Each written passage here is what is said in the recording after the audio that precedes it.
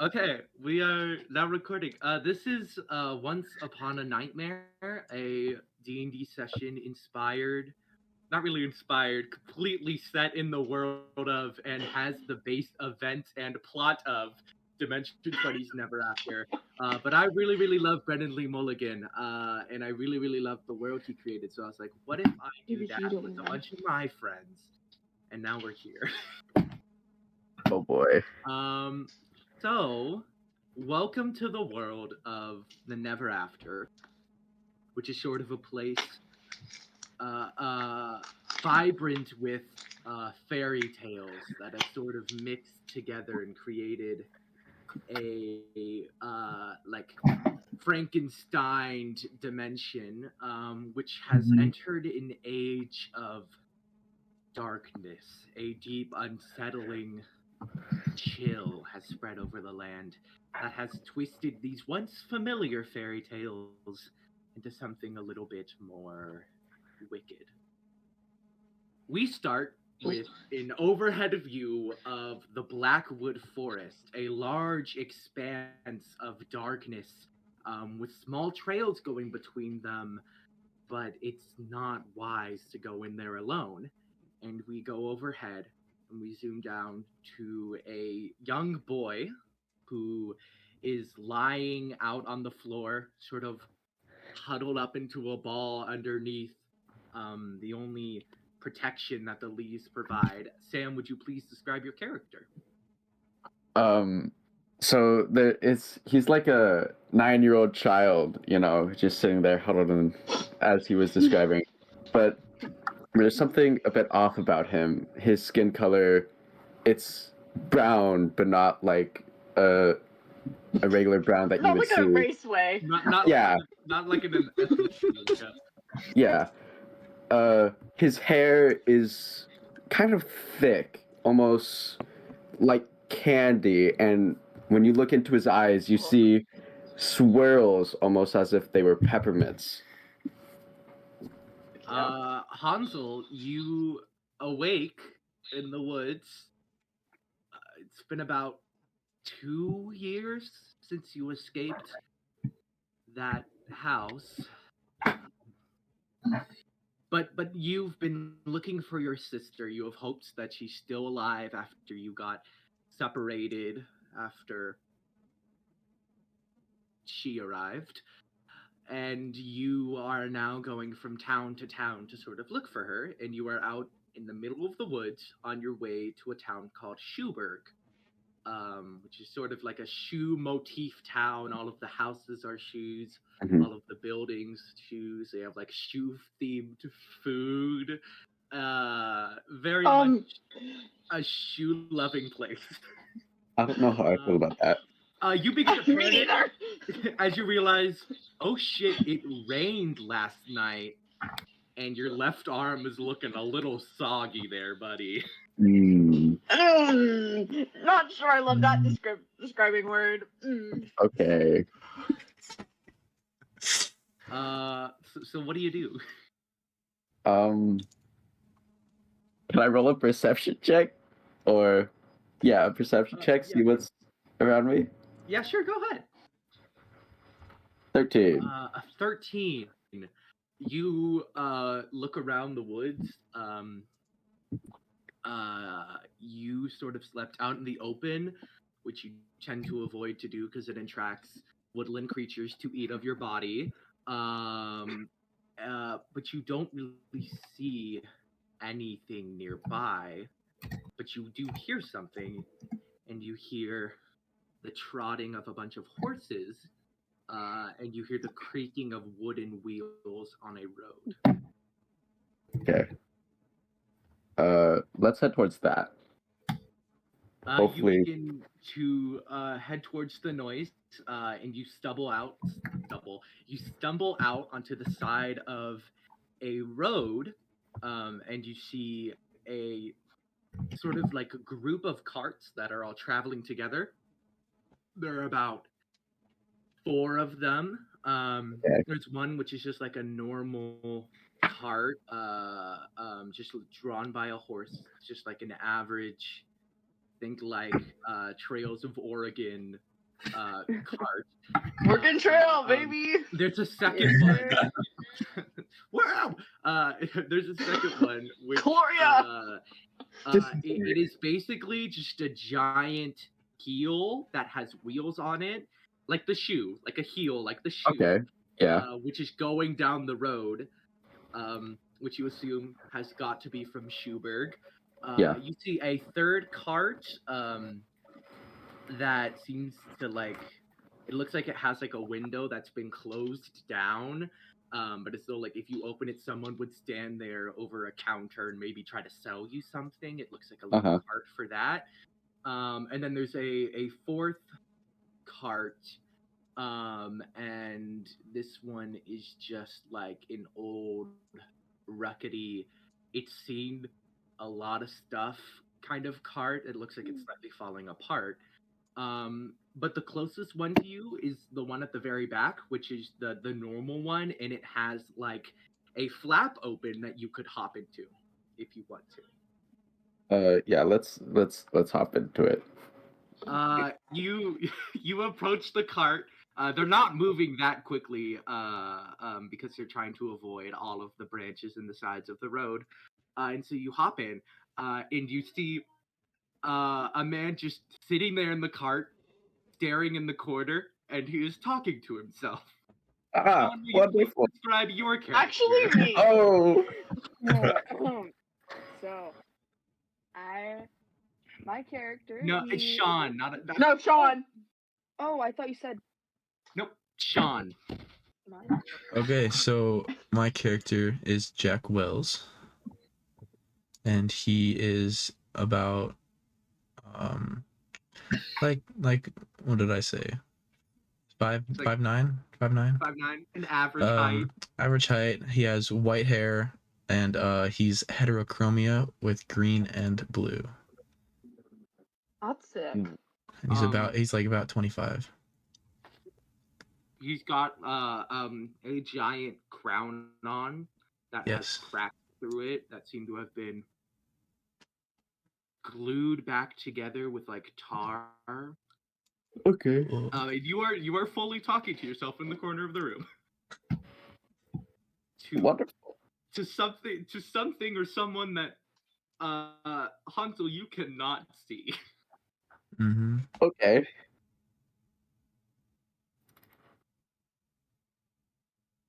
What?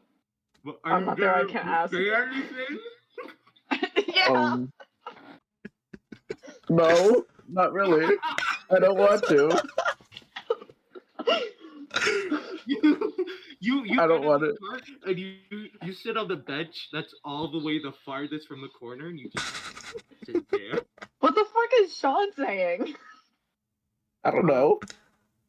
It's he's like just having a casual conversation, you know. Yeah. Here, I we see, switch I see. we switch sort of over through Sean's eyes and we actually see a young girl who he's talking to and she goes, "Okay, so we're almost to Schuberg, right, brother? I believe so. Oh. Kill myself. Great. I can't wait to see all of the buildings and all of the shops. It's going to be amazing. And I mean, you promised to buy me a new pair of shoes, right? I will. Hansel, you get none of the girls' half of this conversation, only Jack's sort of half. Uh-huh. And it's eerily quiet because the girl seems to be doing most of the talking, so you're hearing Jack shit.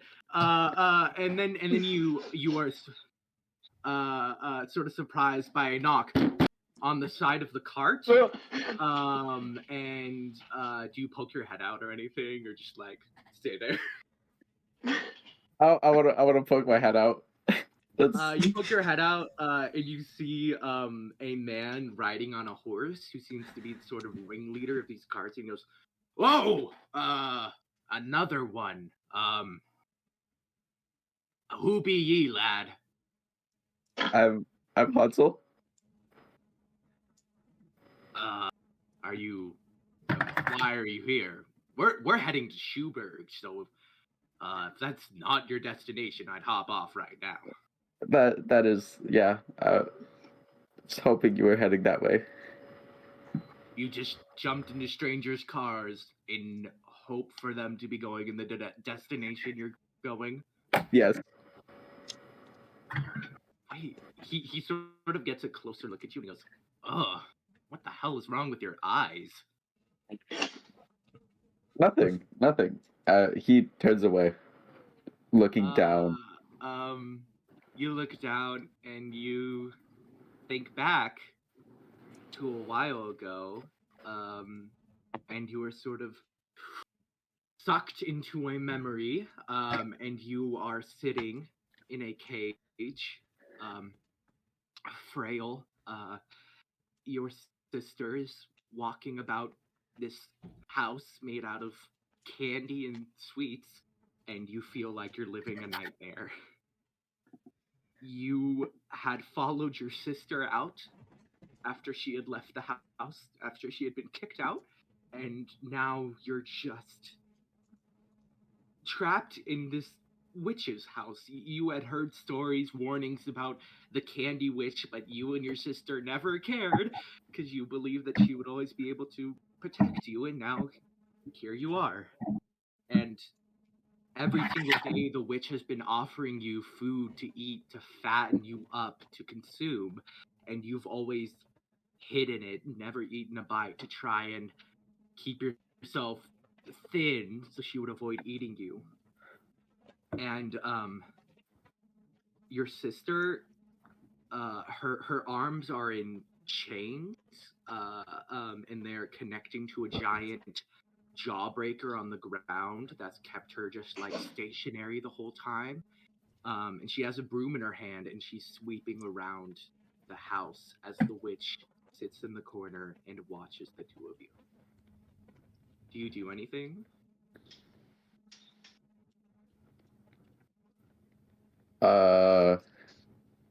No.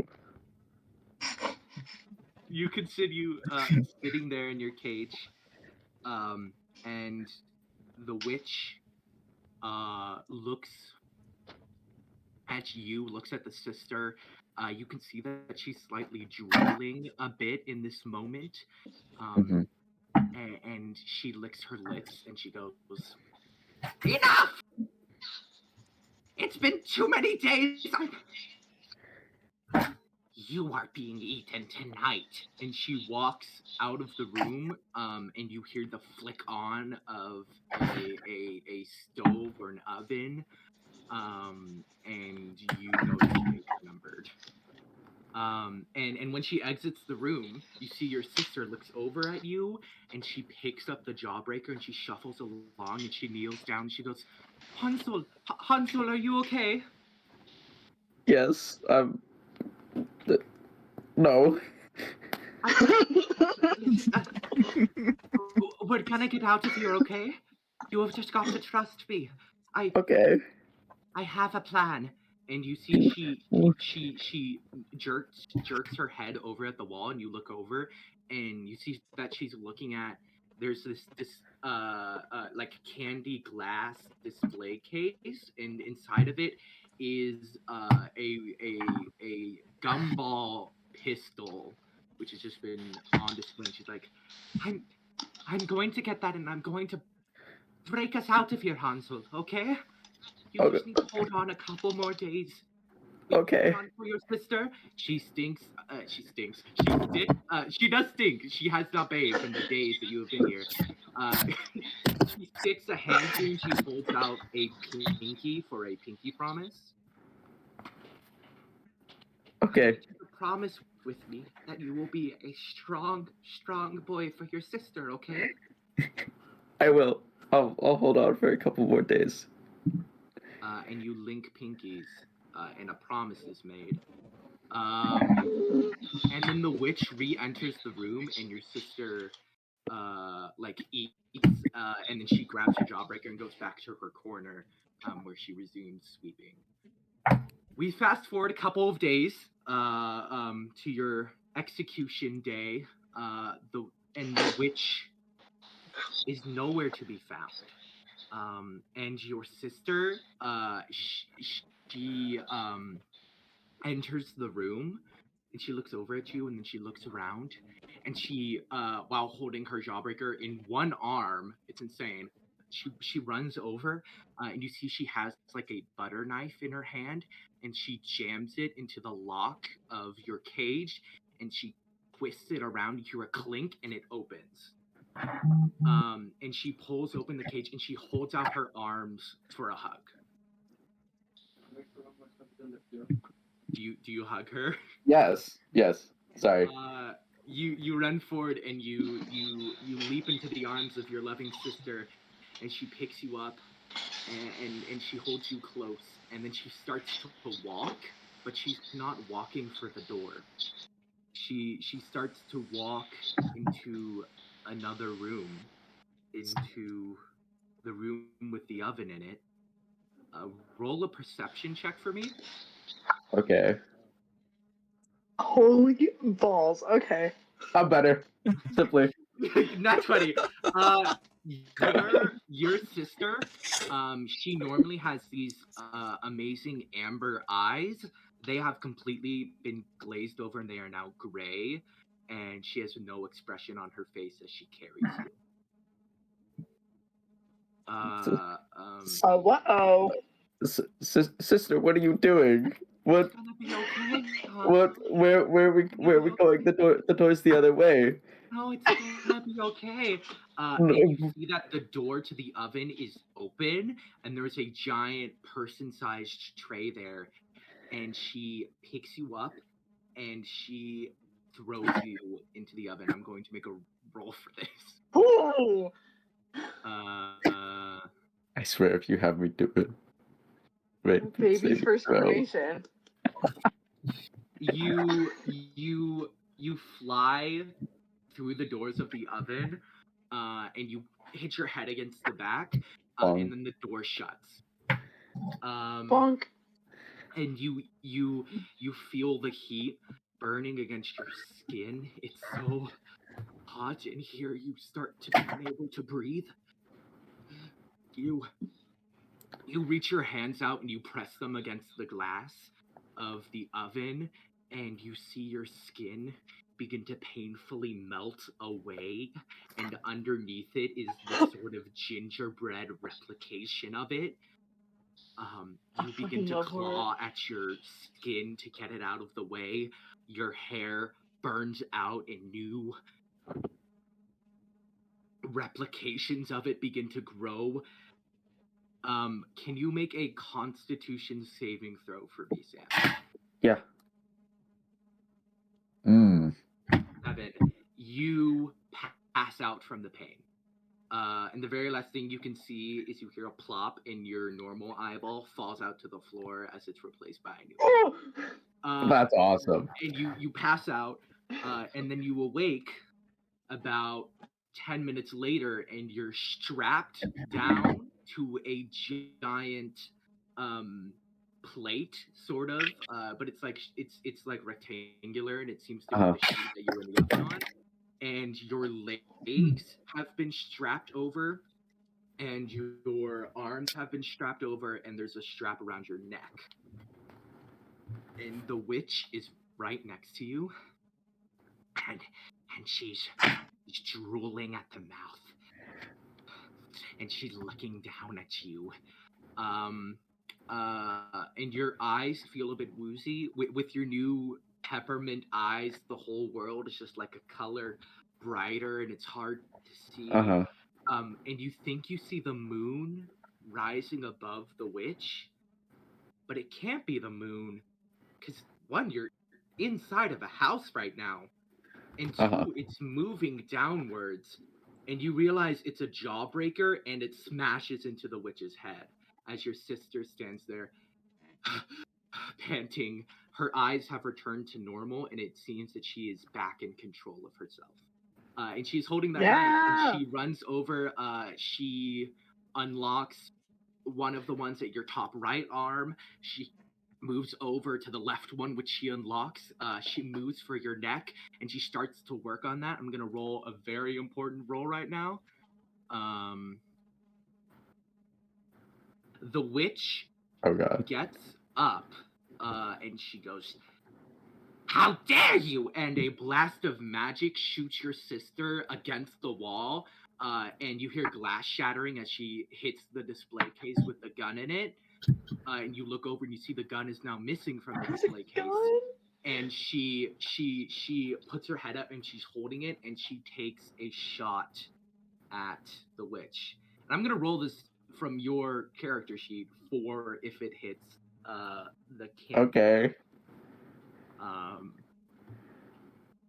Please. Oh 7. god. The bullet Bye, whizzes over the Sam. witch and it clonks into the wall. She's going to take another shot. You see the witch's body begin to expand and grow 2 times its size, but her What? mouth seems to be growing even bigger, and it's now like the size of like a doorway. She takes another shot. 7 again. Bro. The bullet whizzes over her body.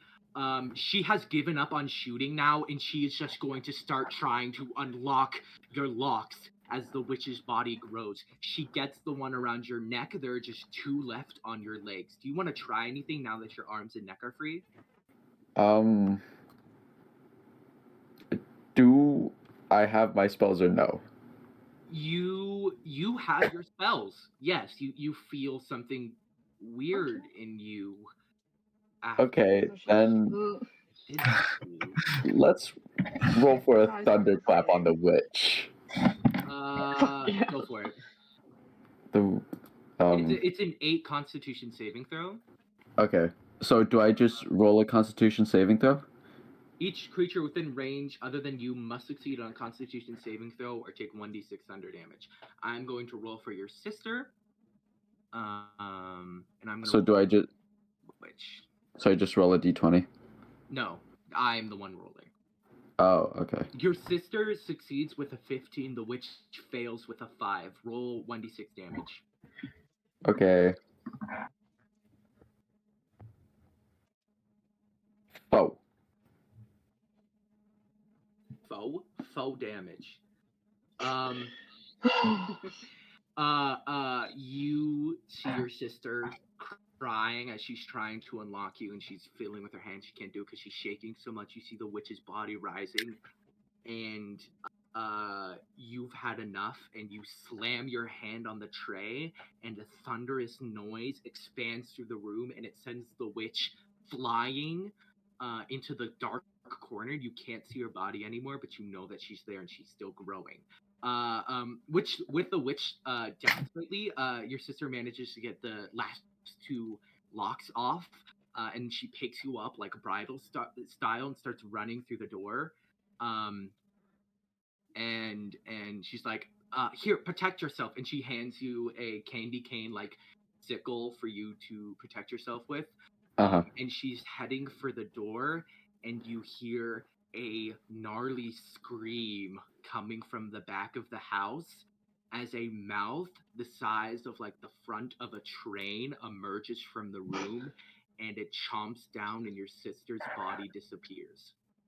And you tumble to the floor, but when you fall to the floor, you are outside of the house, and you look back, and the witch, her smile widens, and she backs out into the darkness in the corner of the house, and she disappears.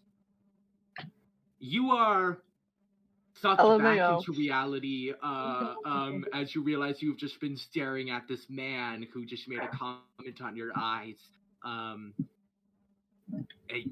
You're a wicked, weird one. And you see the man rides a little bit forward. The camera follows the man as he rides next to the giant shoe cart. And our camera takes a perspective inside, and we see 3 people within here. 2 of which are sort of clinking glasses. The third one is sitting there, no emotion on her face, nothing. Paige, would you please describe your character? All right. So the one that looks just emotionally devoid, she is Princess Joan of Erwinia. She's about 21, 22. She's quite noticeably pretty. She has her hair, she's she's basically my profile picture, but she has hair in a dark, low bun. And the most notable thing about her is she kind of has these slate gray eyes that as you look into them, there's not an emotion nor a feeling in sight. She's not engaging in much conversation. We shift over to the conversation. Oh, lovely to meet you. Such a nice man. You see a man who you both would know as Lord Bandlebridge of Schuberg is clinking glasses with a man in a green tunic. Shannon, please describe your character. Okay, so I'm Robin Hood, right? Think of more like the Disney fox for the human, right? So ginger hair. I'm short, green eyes, and I got my cloak on, green. About all you know. He's a bit very charismatic, very open, very outgoing. Bit of an extrovert. Yeah. Bit of an extrovert. You are talking with Lord Bandlebridge, and he goes, "How lovely to meet you. Where did you say you were from?" You see, I'm from the kingdom of Fridge Land. Yes, Fridge Lands. Is that to the yes. north? It's in the Arctic. Yes. Can I roll the same bullshit? Yeah. Sure. Joe, roll an insight check. Robin Hood, roll deception. Deception. How the fuck do I roll on this website? You click How do I the roll my deception? click the Click on bonus. you know what it says Oh, here we bonus, go. so it says +1, +0 stuff. Click on those. Oh, Uh-huh. that's a.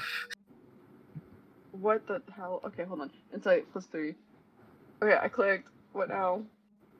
What was Oh, it? there. It's rolling. Uh, So you got a 14 on deception. Ooh. This man seems slightly suspicious, but like you're not a person to judge other people, so Yeah. you really just like don't give a fuck. Bandlebridge Doesn't concern me that he's lying since there's no real. Let me roll for Bandlebridge. He is completely enamored in your lie. He goes, "Oh, indeed, the Fridge Land, was that the name? Yes. Fridge. Yes. Fridge Land. Yeah. It's so lovely to meet you, Prince. What was your name? Freezer. Yes, that's my name. Is it too early to roll bullshit again? No. It's a family name. Oh. Yes. Would you mind telling me the other name?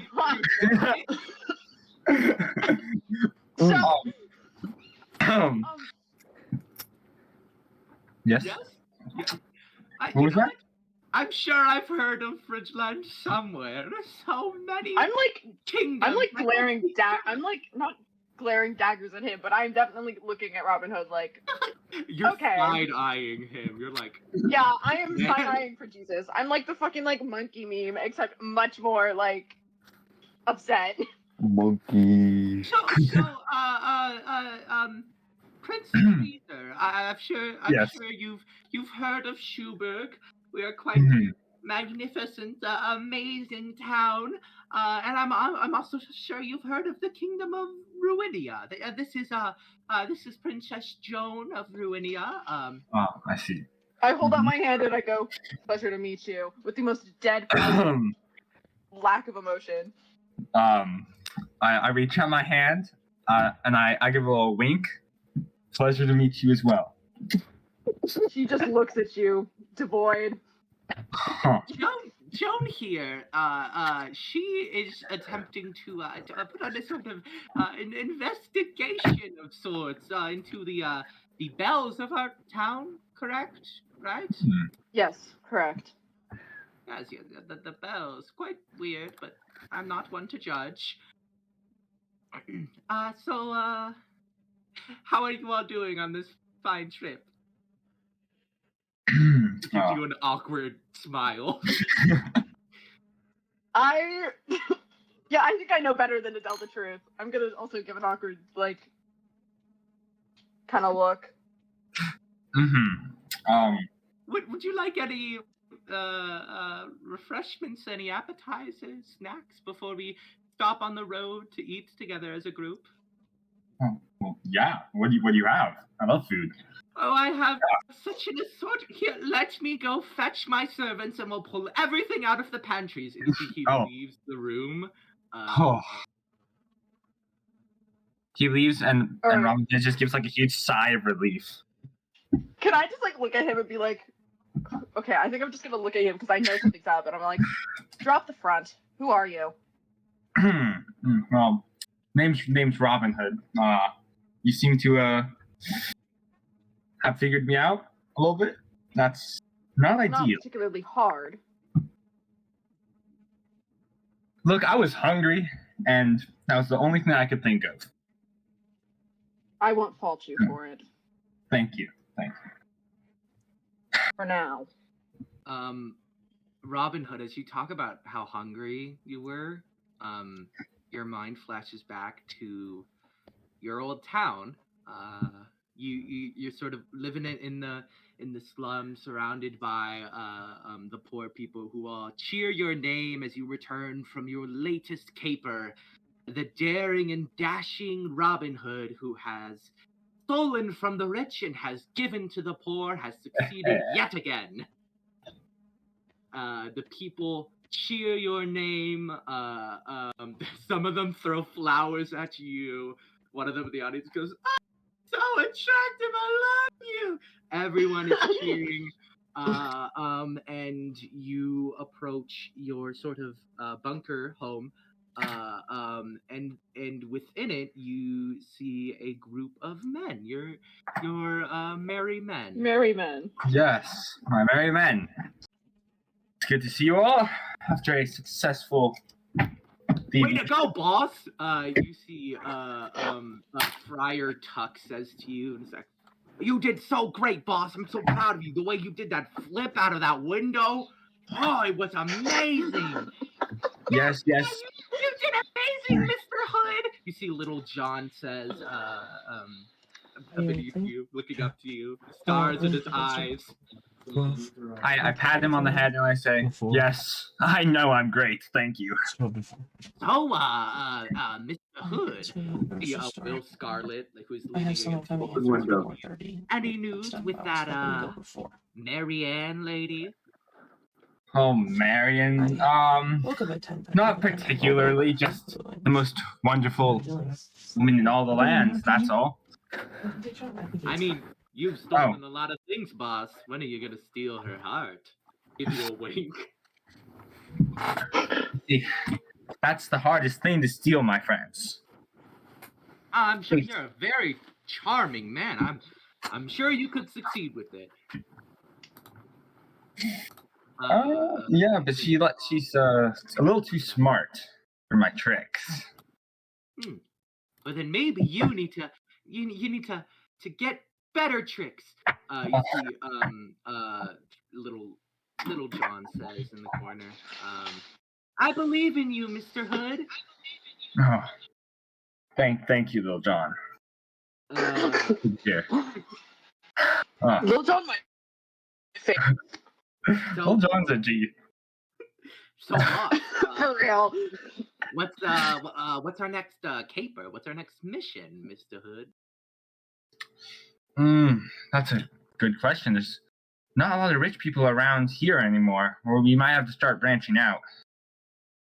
You can roll a history if you want to. I will do that. Rich people. Rich people check. Rich people check. I don't know rich people. People check. Wow! Wow. Ah. Oh my gosh. Yeah, I'm not the smartest. Rich people, like in kingdoms such as, but not limited to. Yeah, I don't know, man. You could probably just go stand out on a street and someone would pull by who's rich. Oh, yes. What does rich mean anyways? Maybe we should redefine rich. Boss, what are you talking about? What? Sorry. To lay down? Do you need a break? That I'm must be going the into retirement. Gasps echo around the Retirement? room. Oh my! No, sir, please don't. no. It's too early. I'm not rich enough yet for What? making other people rich. Yeah. Yeah. Yeah. Awkward silence. Yeah. I don't. Well, I mean, Rich people always. I think there's some guy coming by tomorrow if you want to try and dupe him. yeah. What's his He name? had I don't know. His name was like the King or something. Oh. You know, Oh. rich people never have normal names. Yeah. You're not wrong. Rich people. Let's do it. Why not? Yeah. He'll be coming by the Northern Road. Mhm. So maybe meet there at like. I mean, it's just one guy. I think you could handle this by yourself. All right. I'll handle that. You guys get some well-deserved rest. You've been doing so good, my merry men. Thank you, Mr. Hood. Thanks, Mr. Hood. Thank you, boss. They all settle off to their rooms to take some rest. You head off for the Northern Road. Yes, I set forth on my journey to the Northern Road and prepare to ambush the king. You Damn. do like a sort of Balls of steel. Yep. you do like a stakeout outside of the road, and you wait there all night. Nothing. Get a little bored. Yeah. Yawn comes by your eyes. Make a Constitution saving throw for me to not fall asleep. Constitution or Wisdom. I'll let you roll for either. Is there a specific button for that, or? If you look over at your saving throws, Oh, here it is. Yeah. on the plus button, you'll be able to roll it. You can also do it from the top, but that one has your proficiencies for saving. 13. Yeah, you might have fallen asleep for like 10 minutes, but like you jolt back awake. Eyes, fox-like eyes wide as you stare at the road. And you don't think anything happens. You see the sun begins to rise, which is weird because it's now like the morning after he was supposed to show up. Maybe he's just running late. We should probably go check back in on your boys Yeah, for a while. I'm gonna go check in. Do a flip off the tree, just for style. Roll a acrobatics check for me. Oh, don't worry.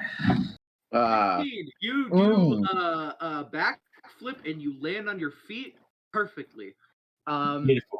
Still What going. a You head off into the town. Right now, you're in like the rich people section because that's where the northern part of the city is. And as you head further south, you get to the poorer section, sort of like running on rooftops, ducking through alleys. You know this city like the back of your hand. And as you're passing through, you start to notice that this part of the city is looking a lot more destroyed than usual. And you look around and you see like there's cracks on the buildings, and as you follow them, you see like chunks start to be out of the buildings, and then you start to see like fires and smoke in the air. And are you like running in a pace now? Are you in like a Yeah. I'm starting to run towards my merry men. You approach the poorest part of the city where you live with your merry men, and you see the entire city is just leveled. All of the buildings have just fallen to the ground, completely destroyed.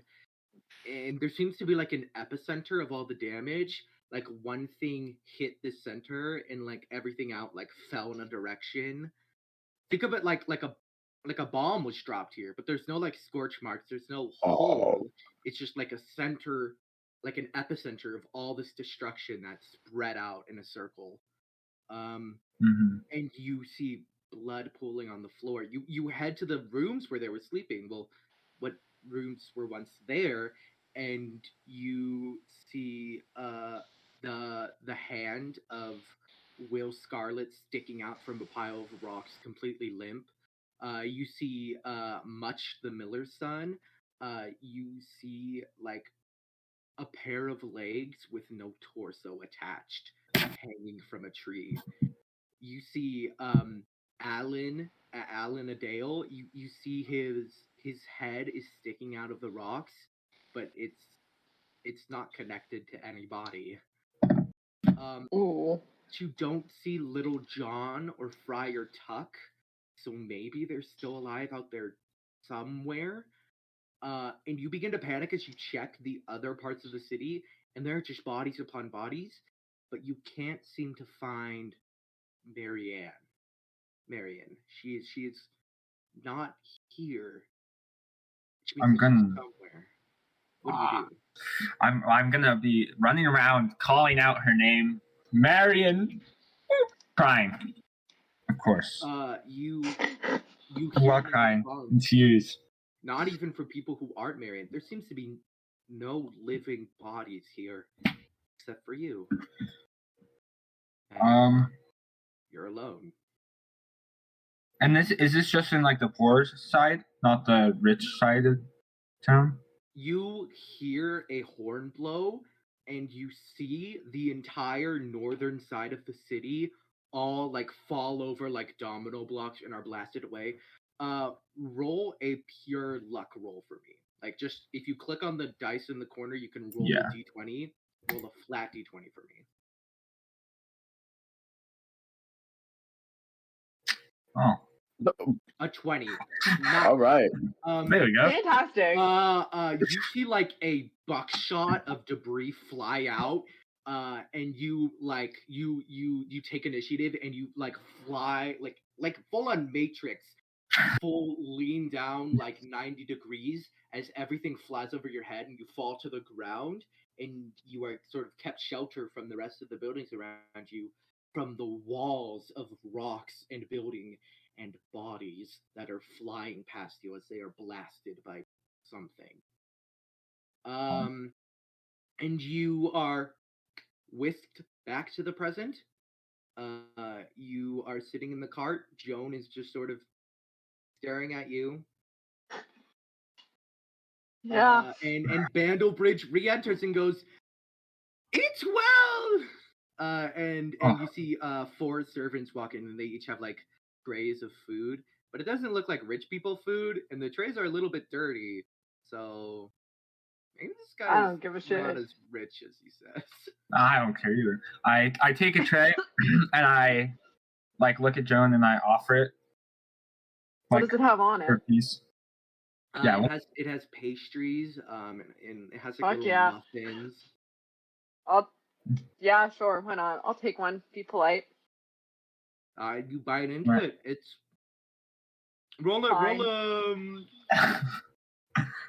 how would you discover the taste of something? Investigation. Roll an investigation or insight to the nature of this Okay. muffin. The nature of this goddamn muffin. Mm-hmm. 16. That'll do it. You know a lot about the muffin. Yeah, this it's not that good, but it's a muffin. You can eat it. That's how I feel about most food, dude. You feel no joy eating it, but you don't feel joy about anything. Exactly. The camera sort of goes out the window of the cart as we see you guys eating food together. Bandlebridge is laughing, having a good time. You two are like We're both side-eyeing sitting here him a little awkwardly. bit. Yeah. As the camera moves downwards to a third cart, Is the drink clinging to the bottom of the cart? Oh no, okay. and there are 2 people here.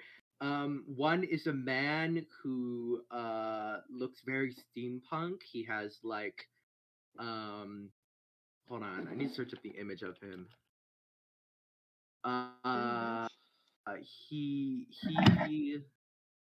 He basically looks like a steampunker, essentially. It's the best I can describe it. He has like a hat that has like cogs on it, and he's wearing like an eye patch, but like the eye patch is like a circular thing that like people would like use to stare at things up close. And he's in Wait, like a monocle? Yeah, like a monocle, but it's like strapped around him like an eye patch. I know what you're talking about. Okay. Yeah. And then we also see another man sitting in the cart. Andrea, if you would please describe your character for us. Okay, cool. So, okay, in the cart there is a average height man. He's about like he's middle age, probably 40. He has black hair. The front of it's short, kind of mullety. And he has a little bit of gray hair. He has like these goldeny hazel eyes, and he has a little he has suspenders on, a little tie, and yeah, he's sitting there. Oh, his ears are a little sharp. Arp. Okay. Yeah, You that's see, pretty creepy. you see the steampunk man is sitting behind you. You two know each other. This man is Air Drosselmeyer, who had come by your cart and had asked for a trip to Schulberg, and in exchange, he has offered you a mirror that he claims to be magical. For you are, he describes as a man who collects interesting trinkets. This is true. Um. So, Mr. Merchant, what was your name? My name. Did we ever wait? We Pause. never gave him a name. We never gave him a name. All right, Andrea, time to improv. Okay. My name is you can call me Mr. Davis. Sir. Mr. Davis, I'm Ed Rosselmeyer, and thank you for letting me take passage on this road. Oh, well, of course. So do you have any business, or where are you heading to? I mean, But why are you Schubert. heading? Oh yeah, well, Is what I mean. the reason I am heading to Schubert, well, I have someone I'm looking for. Yes, he's like my stepson, kind of. I'm searching for him. Basically, I'm just searching for someone. That's all I can say. Right, okay, I see. But if you want to know about me or what I do, I am a toy maker. I know a bit about magical items, of course. That's why I have I seem very drawn to you in this place. He sort of looks around the cart, see a bunch of magical looking shit like strapped on the walls. Trinkets. There's like the hand of a monkey there that's holding three fingers out, stuff like that. I must say, Would be a shame if that came to haunt us. I am a bit more intrigued about your story. Why have Oh, you me? collected these things as you have? Well, one second, pause. Sorry. I'm on.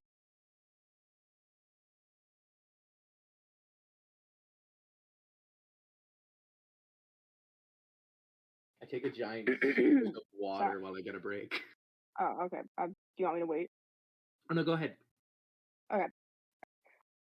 Oh well, I've been traveling and collecting these items ever since I could remember. I mean, I've always just felt a connection with magic, and it's so interesting the way that these little items have such power beneath them. But You me personally, I'm heading down to Schubert to sell. you think about these new items with power in them, and you think back to a group of items you used to own. A old torn up knapsack, an old shitty hat, and an old banged up horn. And you are also, much like other people in these different carts, are whisked away to a memory. You are sitting on the side of the road in your cart. You are significantly younger now. You're about in your like early 30s at this point. And you see a man comes around. Um, he looks to be a normal man, but you see he has clutched in his arms a like table sheet that's been folded up, and he goes, "Good day to you, sir.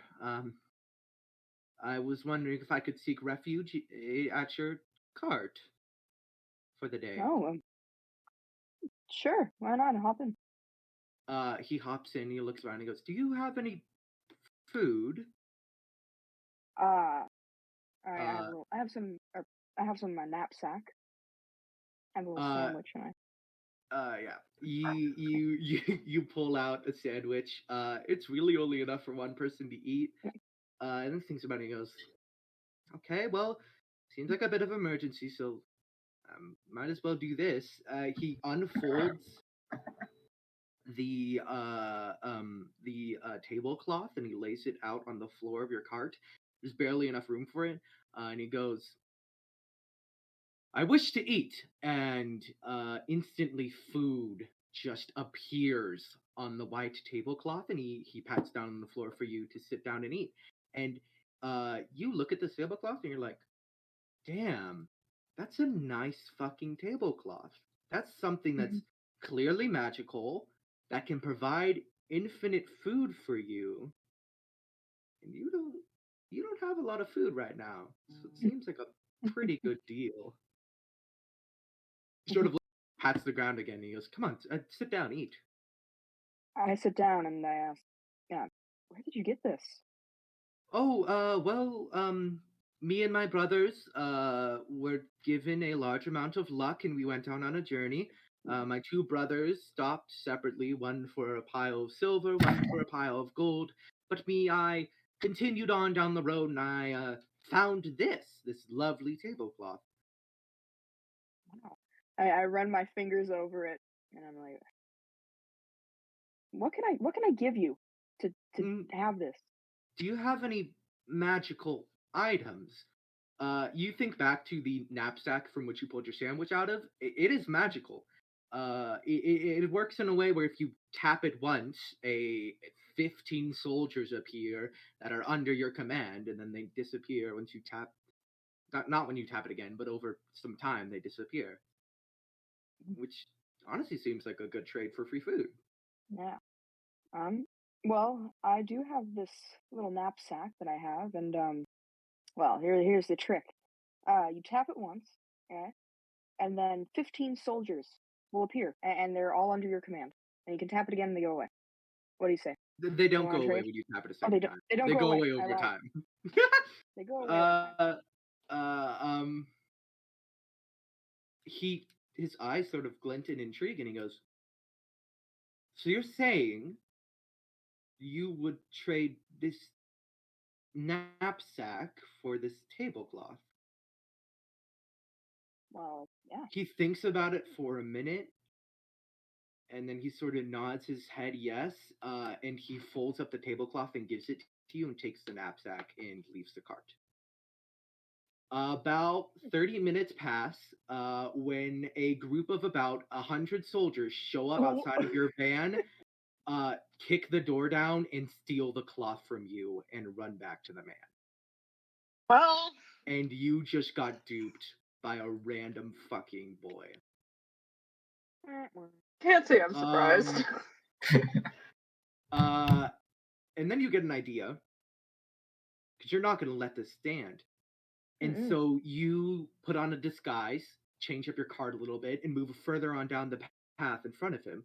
And once again, he shows up the next day and he goes, "Oh, stranger, could I take refuge in your van? A cart? Not a van. Cars don't exist. Can I take refuge in your cart?" I put on a bit of a disguise and go, "Oh, why, of course, sir. Please, enter." "Thank you. Hi, there's certainly a lot of merchants on this path. Yes. Well, do you have any food?" Oh, well, I am sorry to say, but I'm running out of food at the moment. He Such a sort of shame. gets an idea and he goes, Okay, will allow me to do this. He lays out the tablecloth and he wishes for food, and a mountain of food appears. And he pats down the ground for you to sit and eat. Oh my, what a wonderful tablecloth. And I sit Right. down and I say, oh, well, sir, what would it take for me to have that? Oh, What I kind of don't know. drink? Maybe if you have a magical item of some sort.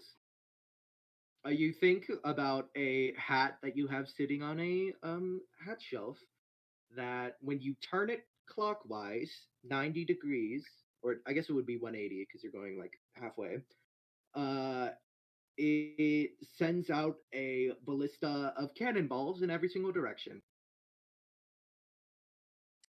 Well, I do have this hat, and I pull out the hat and I say, it's no ordinary hat. No, no, no.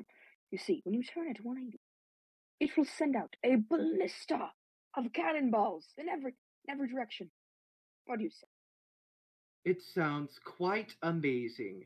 And you notice now that his arms are behind him, and you hear a tapping noise on a felt sack, and 15 soldiers appear, and they're going to wrestle for that hat that's in your arms. Okay. Okay. So we're gonna roll an opposing strength check. Mhm. Um, Oh. so go ahead and roll a strength saving throw. Okay.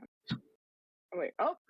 Wait. Was that the wrong one? I don't know. Whatever. No, okay. So you want to hear something funny? You got a nat 1. I got a nat 20.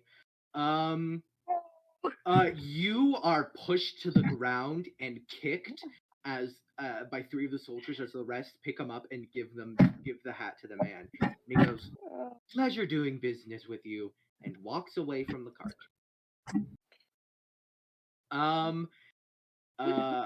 You are really fucking pissed off by this dude. Yeah. And you decide you are going to use your last sort of major artifact. It is a horn that when you blow into it, destroys everything around you in a circle.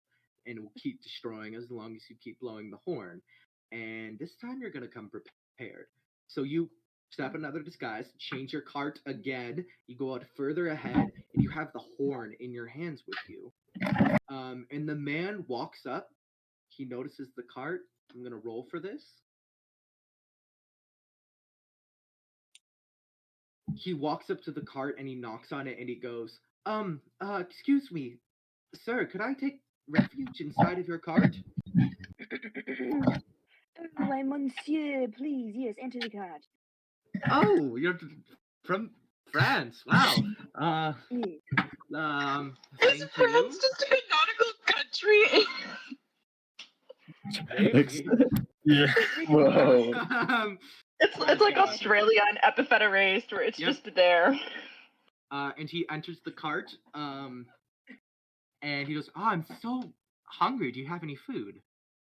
Oh no, monsieur, I apologize. We ran out of food a few days back. I myself am quite famished. Oh, well, I have a solution for that. He lays off the tablecloth, and I wish for food. Food appears, mountain of food. He pats on the ground for you to sit down and join him. Oh my, oh mon dieu. This is so beautiful. So much food. Well, sir, what could I trade you to get this beautiful tablecloth? Any magical artifacts causing of mass destruction? Ooh, mass destruction, you say? Well, you see, I do. And I walk over to the shelf and I take my horn of mass destruction and I say, this horn is so powerful. If you blow into it, it destroys so much. So much. What do you He say?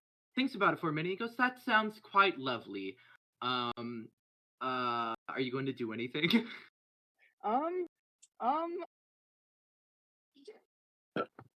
I say, you know what, sir? Why don't you follow me outside? Let's go outside. Of my Oh, car. I'd love to. He walks out into a field with you. I walk quite a distance away from my cart. And I say, why, sir? Isn't it such a beautiful day outside? Oh yes. You know, why don't I play you a little song, eh? You take the horn to your mouth as you turn around to face him, and you see he already has his hands on the hat, and he is spinning it.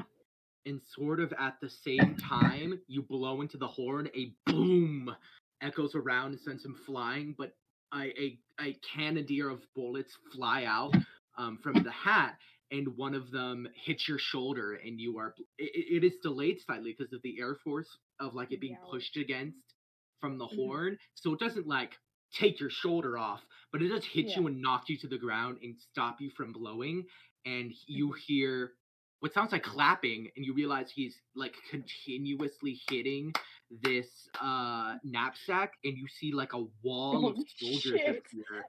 And they claw the horn away from you, and the man takes it, looks down at you, and spits on you. And you are whisked back to the present where you are with Aunt Ew. Drosselmeyer. He looks down at you. Are you okay, sir? Are you? Hello? Oh, yeah, I'm fine. Sorry, Oh, just hey, remembered something. something. Oh, yeah, no big deal. Just, Mm, there was this man in the past who scammed me out of many things. I made a horrible mistake, and I don't know how powerful he is now. well, there's one thing I know about power. It's that it doesn't last forever. He sort of looks down at himself and frowns. And a man pulls up by the side of your cart. He's the ringleader of these carts. And he goes, "Hey, merchant man, you there? We're planning to stop soon in like a couple feet. Take up camp in the forest. Mhm. Please stop for us, of course." And he goes further, and there's a fourth cart. That looks the really shitty cart. And he stops there and he speaks to somebody. And you continue on the road, and then all of the carts get to a clearing in the forest still, but a clearing nonetheless. And you all sort of circle out and make like an arch of these four carts, and everyone gets out, and you're all seeing each other for the first time. Hansel, as soon as he gets out of the cart, distance himself from Jack. And you see the man who's sort of riding on the horse, the ringleader, walks up to you guys, and he goes, "All right, well, let's see. So we gotta eat some food, and you don't get to eat if you don't contribute anything to the meal. Do any of you have anything on you?"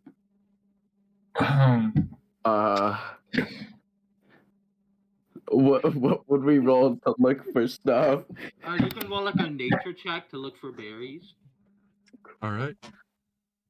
You do like an investigation to check some of the other carts. You could try and steal food from like perception. Vandalbridge. Perception, dude. Perception might work. Hold on. Okay, cool.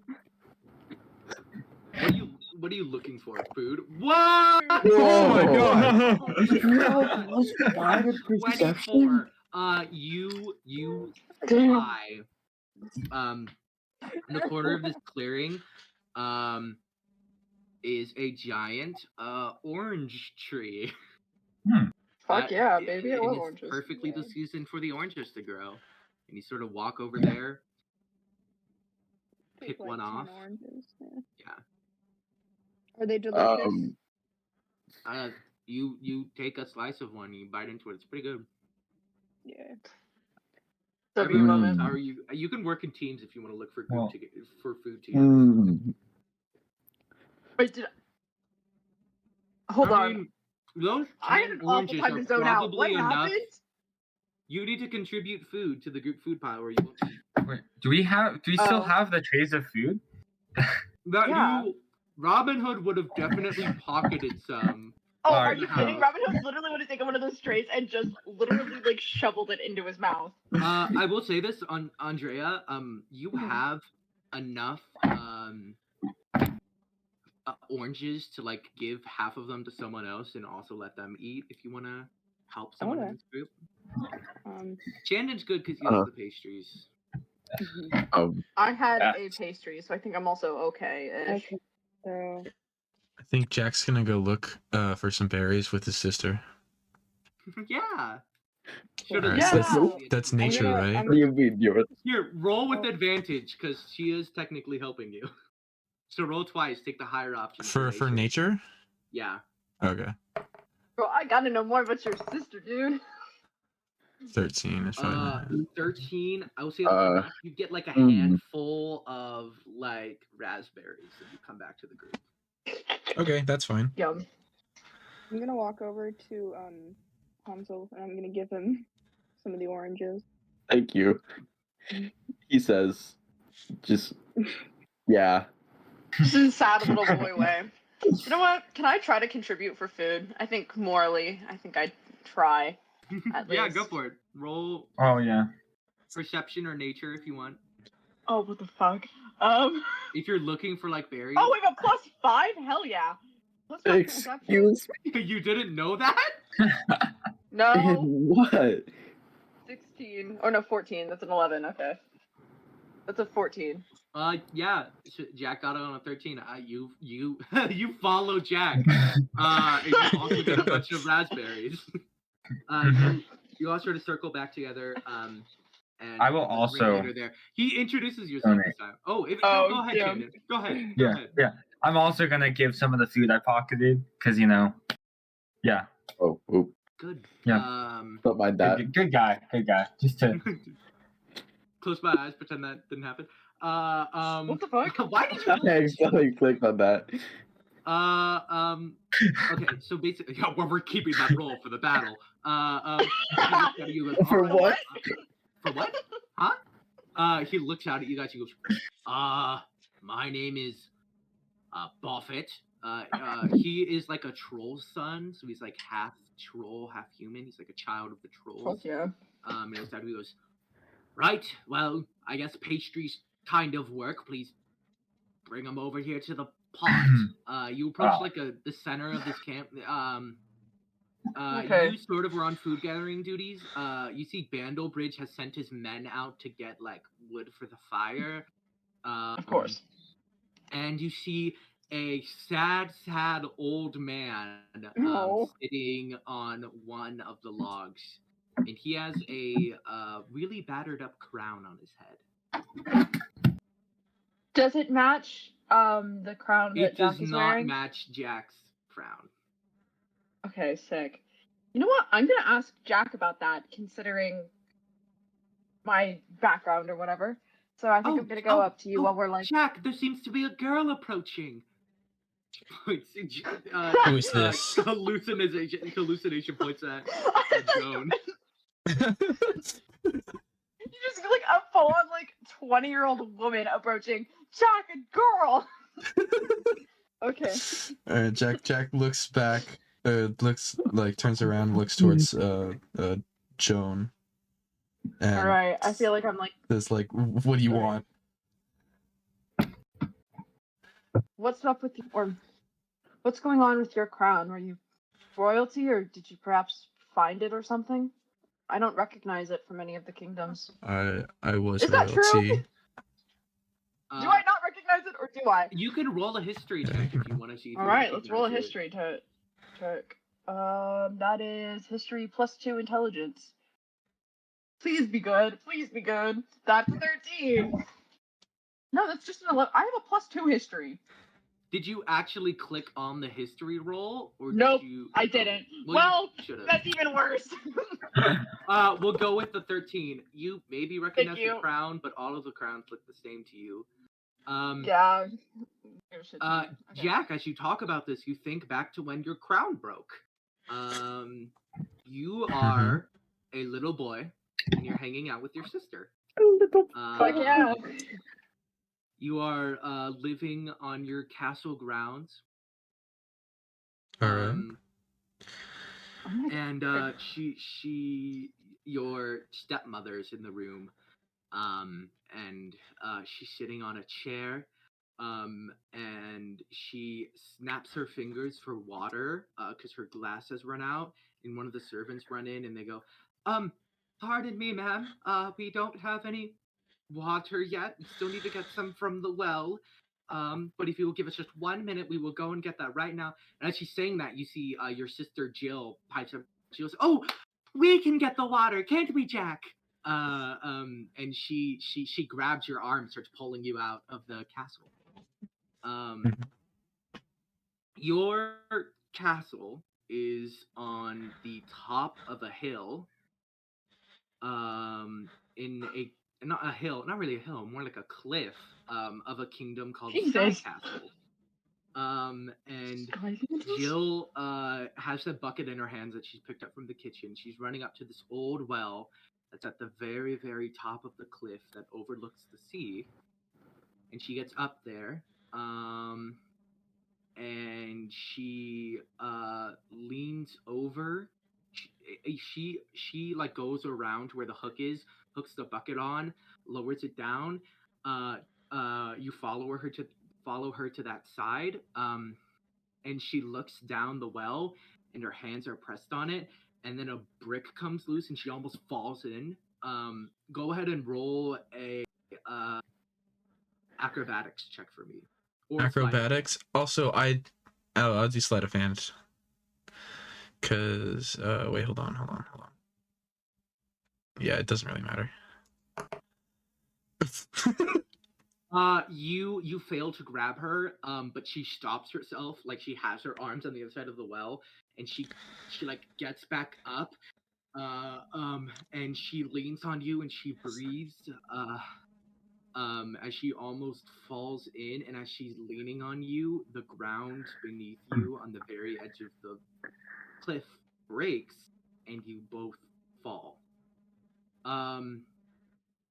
Jack, you wake up about like 5 minutes later, and you're landing. You're on like a little outstretch of the cliff, like a little ledge, and your arm is literally like off the side, and you don't see your sister at all.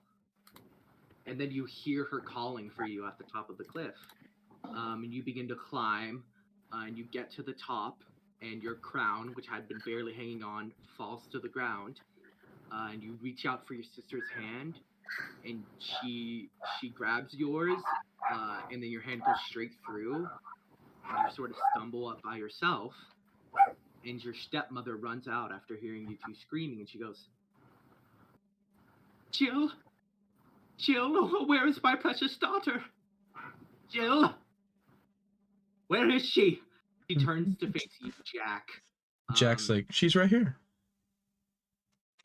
She looks to Jill, and she goes, where? What do you mean where?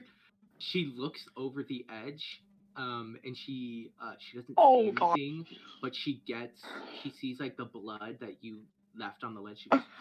She goes, where? She brings a hand to like her chest. She's having trouble breathing, and she looks at you with scorn in her face, and she grabs you by the ear and she starts pulling you to the castle. And you get in trouble for a long, long time. And you flash back to now. I'm like waving my hand in front of his face. I'm like, hello? Oh, hello? hi. Jack, the nice girl is saying hello. You should say hello back. I don't want to. Who are you But talking you to? should. I'm talking to Jill. Fine. Jill. Hello. See, Hi. there we go. A nice Hi. introduction. Who are you? Who are you? I'm talking to my sister. As Where's your he sister? says that, you look She's right here. and you see no one. There's nobody near this man. you see Buffett claps his hands and sort of gathers you over to the pot. And he's like, all right, dump all your food in. All right, I dump my fucking like strawberry Danish and my like handful of raspberries into the fucking Yep. pot. Dumping all my oranges. We're gonna have like fruity stew. The world's most fruity stew. With pastries too. With pastries. Guys, this stew cannot get any fruitier. He sort of sloshes around the thing, and you all take your seats around the fire. And Joan, you end up sitting next to the really old man who was looking sad in the corner of the fire. Oh, great. Emotions. Um, Awesome. I'm not you gonna say see- anything to him. You see, he takes off his crown and lays it on the floor. And he Okay, do I sighs. recognize Crown? Can I roll history roll, again? roll history for me? Okay. God damn it! Yeah. That Oh, was a I was nat gonna- 1, girl. Damn. Yeah, I was gonna ask, by the way, beforehand, how old is Jack in comparison to me? You guys 'Cause are if he actually- was- I'm pretty sure you guys are near the exact same age. Yeah, Oh, he's wait,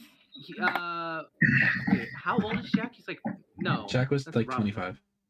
He's 25. He's 5 Yeah, years older so than me. he's Sorry. like my age. Yeah. Do you think we But would have he like acts like a met as man-child. children? Not as children. No. Okay. But good I on figure I you. was like allowed to go to like 2 social events in my life, so Mhm. You see the old man looks at you and he recognizes you. oh great, okay.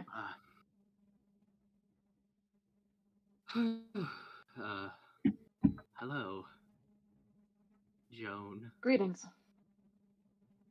Do I Oh, know you? You probably don't remember me. I was at your birth, essentially. Gathered everyone in the kingdom Yeah. to meet with Why I Irenia's wouldn't remember crown that I was an princess. infant. Yeah, I'd assume so. Be a My bit name weird is, if I didn't. Cole, but you can just call me Old King Cole. When he says Oh. that, you feel the book at your side like rattle a little bit. Pardon me, and I like grab my book and like walk into the woods, and I'm like, what the fuck? Like you pop that open. You open it, and you flip through the pages, and you see on a separate section from your Help, your friend. see Aunt, I don't fucking know. on a separate section from your original From God. page. What was written on your original page? Oh God, what was it? Bells are ringing. I have it in a Yes. document because I wrote The all her text- lore this morning at 4 a.m. Bells Hold on, let me pull that are up. Ringing. You look down at the bells are ringing page, and you think back to when you first got this book. Oh, do we get to recreate this? Fuck yeah. We do, but I don't Yeah. remember exactly how it went, so it might go a little bit differently. I have notes. I took notes on it. Okay. All right. Wherever we'll they just see if went, I can I'm not remember. sure. Here, I can like DM it to you. That'd be great. But Okay, awesome. it was your It's birthday, like a paragraph. correct, when this happened. It was your birthday. It might have been. Sure, why not? That's all I have.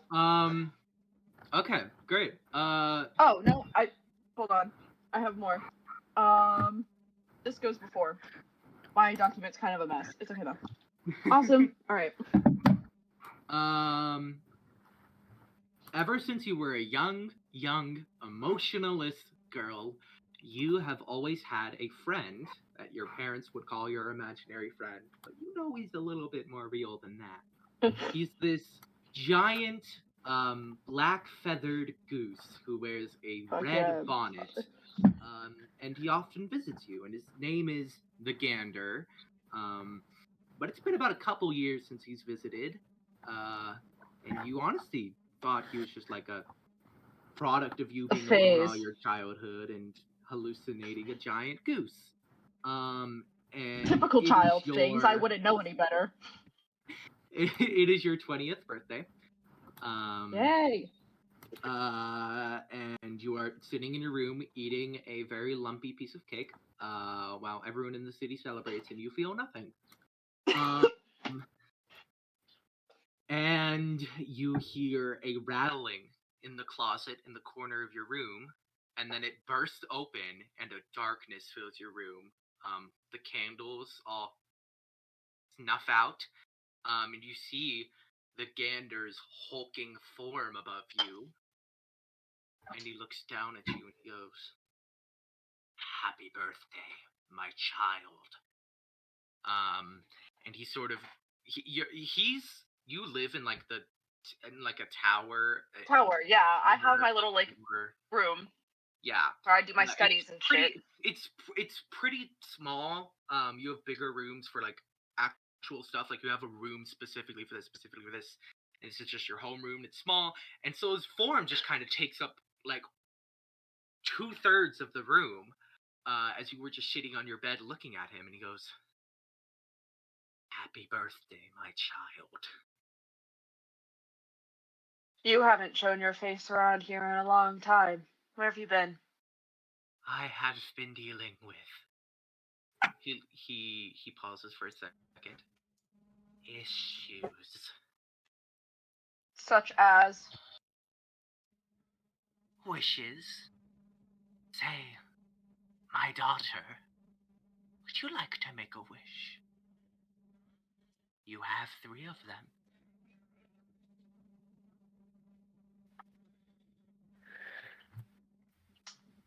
He looks deep into your eyes and waits for an answer. I think, based on all the trouble I've had, knowing of all the experiences I've missed, of all the literature and art I've consumed, and of all the lack of feeling that I felt about it all, I think down deeply to what I want most. And I say to him, I wish to have my heart back. I wish to feel. The Gander What? smiles, and his form is gigantic. Like he is like 16 feet tall. Sam, why are you his- what-ing me? His mouth is gigantic, and he opens it, and out drops a book from his mouth. And it's a black covered book with like gold spirals and etchings alongside of it. And on the cover it says, "Once upon a time." And he smiles and he goes, "You have a second wish for me."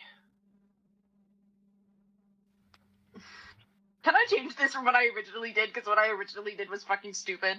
Yeah, go ahead. Alright. I wish to know more about where my heart could be, how to find it. The Gander Where is it? Reaches over. He reaches a wing over you. And when he lifts it, you see sitting on your bed is one of his feathers, that is currently dipped into a pot of ink. And he smiles and he says, "I'll be back for your third wish." And he flaps his wings. All of the papers in your room go fluttering through the air. They cover your vision, and when you blink, he's God gone. damn it, my homework. God damn it, your Okay. homework. And you are left there sitting with a book and a bottle of ink, and the feather of the Gander, which you assume is a writing utensil by how it's dipped in the ink. Okay. Because I'm a fucking badass and super cool, I'm gonna go look at the window and look at the celebration that's happening for my birthday that I'm not even allowed to participate in. And then, not like I would have any interest anyway. And I think I'm gonna crack open, relight the candle, crack open my book, and just like start writing something down. Like I think I'm gonna like kind of try to make or attempt to make a to-do list. Like, okay, steps to find heart. Step 1, learn shit. Step 2, so on and so forth. You crack open the book. It has nothing in it. There's nothing written except for the cover that says "Once Upon a Time," and you start writing. To-do list. Blah blah blah blah blah blah blah blah blah blah blah blah. And the ink fades away, and you I think my- sit there troubling. Okay. What do you do? I think my brow furrows in confusion. And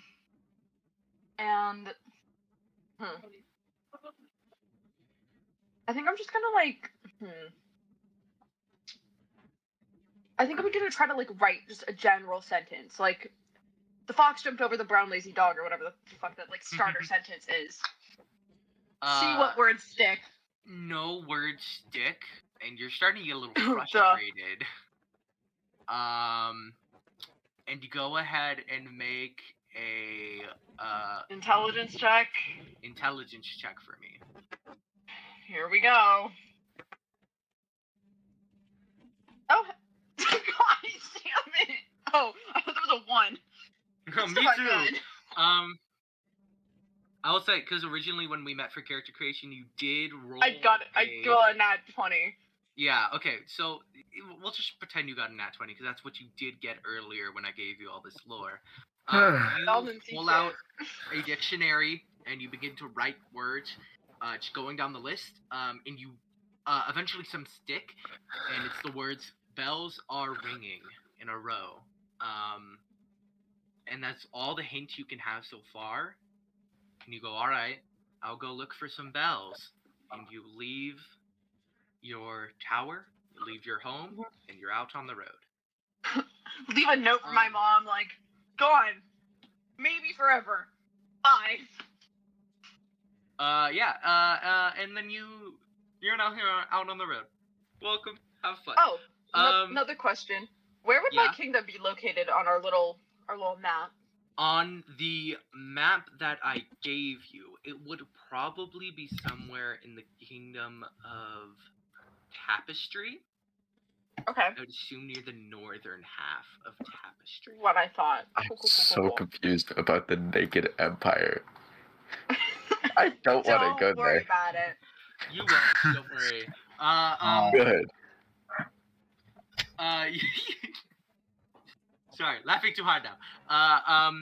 You are back in the present, and you see the book has written down the words sort of by itself. Old King Cole. Do you return back to your seat with Cole? I think I'm just like looking at my book, like, girl, what the fuck does that mean? And then closing it, and then going back and being like, so, You return to Cole, and you sit with him. And he pray to God that he starts the conversation and I don't have to. He goes,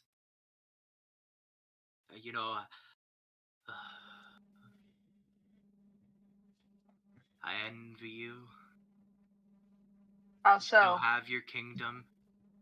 I won't make you roll history for this because you've been fucking up everything. I'll just tell you. I'm sorry. Cole. D&D Beyond, not me. Cole is the last survivor of his kingdom, Jubilee.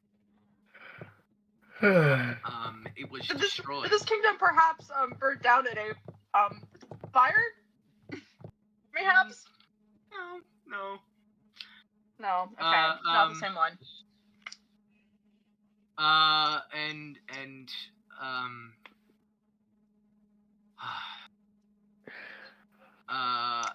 And he oh my god, sorry, I'm trying to think about how this works. So basically Cole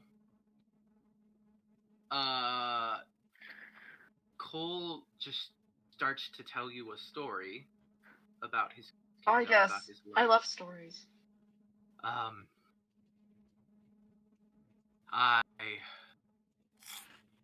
I was directionless after my kingdom fell. And I've been searching for hope and answers as to why. You see he has like a bag strapped on his shoulder, and it holds like a big pipe.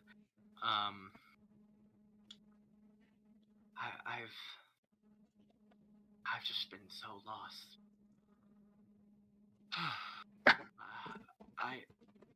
I once had these fiddlers 3. Your book begins to glow, and you see it write down, and he called for his fiddlers 3. Oh shit! Am I gonna have knowledge on these things? Okay, awesome. And he.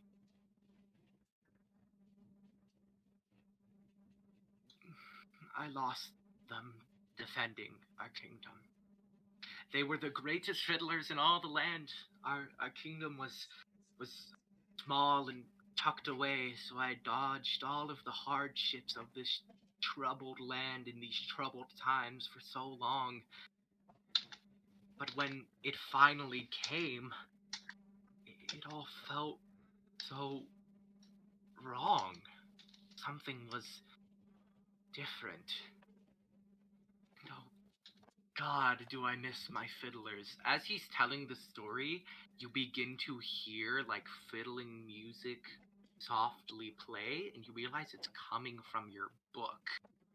So I'm like, am I like, okay, I feel like I know that it's kind of yeah, I feel like I know it's kind of strange to have it, so I'm like trying to figure out how to excuse myself again.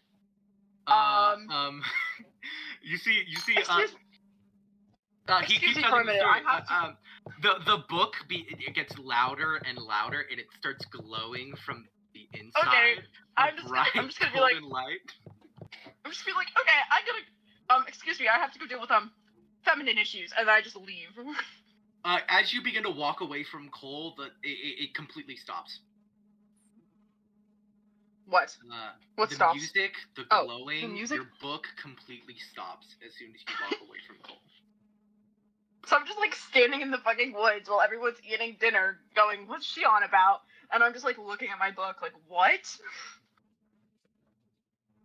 Okay.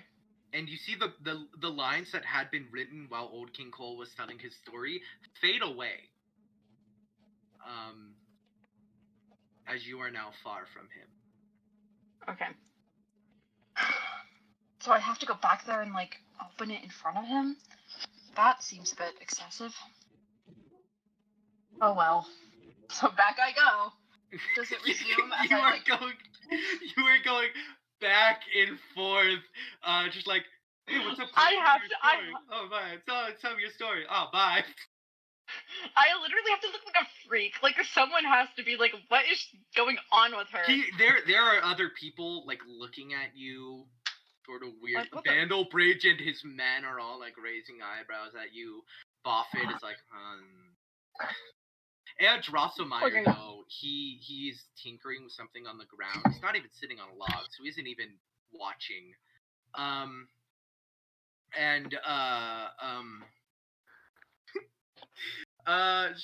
basically, you come back to Cole? Yeah, I do. Does my book start making music? Because if it doesn't start making music again, I'm just gonna like go back into the woods to try to like. He keeps talking about his fiddlers. He goes, oh, and the music they played was so beautiful. And the music begins yet again. And they. All right. And is it glowing again? Can I just like pop my book open and like? But it's glowing from the inside. Like its pages are glowing and you can't. Okay. See it. Can I like pop my book open? You open the book up, and a blinding light pours out, and Cole begins to start crying. You are only seeing light, but he's looking at this like he is seeing something there, like okay, so like more than what's light for him in there. So what's up with like exactly what's up with like the kid that's sitting on the log talking to no one? Awesome, got it. Okay, so I'm like kind of freaking out because on one hand, magical book. On the other hand, ew, emotion. So yeah, that's what's up with me. Oh, Cole. I think because I'm. Oh, okay, you go. Cole looks at this and a smile begins to build on his face. He goes, I see myself. it's not me. I'm not hurt or ravaged by this war. I'm happy and prosperous and you look at the golden light and you see that like the fiddlers' faces appear. It's like, oh, I'm sitting there at my table and they're jumping around and they're dancing and he's and Dancing Cole while is like fiddling? smiling Damn. and he's starting to laugh and you feel the weirdest thing in the world as you begin to feel happy, as you begin Oh my to laugh. god! Holy And shit! you are sort of mimicking Cole and feeling this and he looks like, down and he really- starts you are bouncing off of each other. It's like an echo chamber of happiness. So like, and I'm laughter. I'm like feeling something. I'm not trying to you are imitate him feeling to make the it. happiness that Cole is feeling. You are smiling. Oh You are laughing. My, and I Cole, am like actually floored. I am just like, you are Lord. You are the greatest- singer Lord. And Cole looks no, down. I'm floored. And he starts to speak and he goes, oh, old King Cole was a merry old soul, and a Old merry soul. old soul was Also he. was he. Are you writing this down as he's saying it? Well, I In the know book? it, so yeah. Yeah, you begin to write it down in the book, and it sticks, and he keeps going. He called for his pipe, and he called for his bowl, and he called for his fiddlers 3. That's 2 verses down. These are sticking. Slow to down. page. I can't They're type that glowing. hold on. You don't have to type this yourself. It's fine. And every fiddler, he had a fine fiddle, and a very fine fiddle had he. Tweedledee, Tweedledee went the fiddlers. Oh, there's none so rare as can compare with King Cole and his fiddlers 3. He finishes that, you finish writing it down in your book, and Cole glows the same gold as Damn. as the book, and Cole turns into light, and the fiddlers reach out, hug him, and he gets pulled into the book and disappears. Are we all I said watching it like this? Buddha. Or Yes, you are all watching this. So what you just saw was me Whoa. get off of the log, walk to the woods, return, chuck my book into the floor, a beam of light go up, me and an old man literally start like screaming and laughing and crying out of joy, and then he literally just turns into a Buddha beam of light and disappears. He disappears into your book. It's a specific part. And as you look down at the book, you can see that there is a picture etched in ink within the book. And it's Oh my of God. old King Cole sitting at the table, surrounded by his fiddlers, and he's happy and not ravaged by war. And whenever Well, you that's a think good about afterlife. it, you feel happy, and you can now feel the emotion happiness. Oh my, And so then like, okay, so what I am doing is I'm like just smiling like a madman. I look insane. Yes, you do. Bandlebridge looks at you, and he shrieks, "Witch!" And everybody Oh, who God is damn it. not like the 5 of you all run around to the carriages to try and escape. You see Bandlebridge runs off to his boot with his men. They all get in. It begins to take off. What are you guys doing while I'm describing this? Like, So I'm like concerned, but I also like am just still like smiling. Again, this is like one of those things where like if you asked, you know, in like the Addams Family Values, where when say Addams at summer camp and they're like making her smile, and it is the most unnatural thing you've ever seen. you have not like practiced a smile at all, so it's Ever. Very, I know. weird. It looks awful. It's atrocious. You guys are all frightened. What is everybody else doing? Andrea, The what Hanzo's are you just doing? standing there in awe. Hanzo's like, Completely jaw dropped. flabbergasted. Holy shit. Shaw is on the floor. What is the merchant doing? Are you doing I'm looking at anything that over book. Well, you're eyeing that book. You're like, ooh, magic. Do I do that? 'Cause if I do, I'm grabbing that book and holding on for dear life. Chandon, what is Robin Hood doing? While everyone's running away, I'm just gonna take some food, stuff it in my pockets. Food. You, while Bandlebridge's men are sneaking in, you sneak in around them. You grab like a full plate, like literally has like a cake on it, and you exit Bandlebridge's cart. It's like a full cake on a platter. Smile Yep. on your face. Jack, what is Jack doing? Jack's turning to his sister and saying, "Damn, this girl's crazy." I like it. She seems fun. So me. I love Jack. Everyone is like running off, and it's crazy. And then like the dust settles, and the only person who's not U5 who's left sitting there is Air Drosselmeyer. Who The looks fuck is at- he again? he's the guy who came with you, Andrea. Yeah, with me. Yeah. Oh. And he looks up from the soup that he's been eating, and he goes, Soup. "Oh, did I miss something?" So he just looks up and sees me like,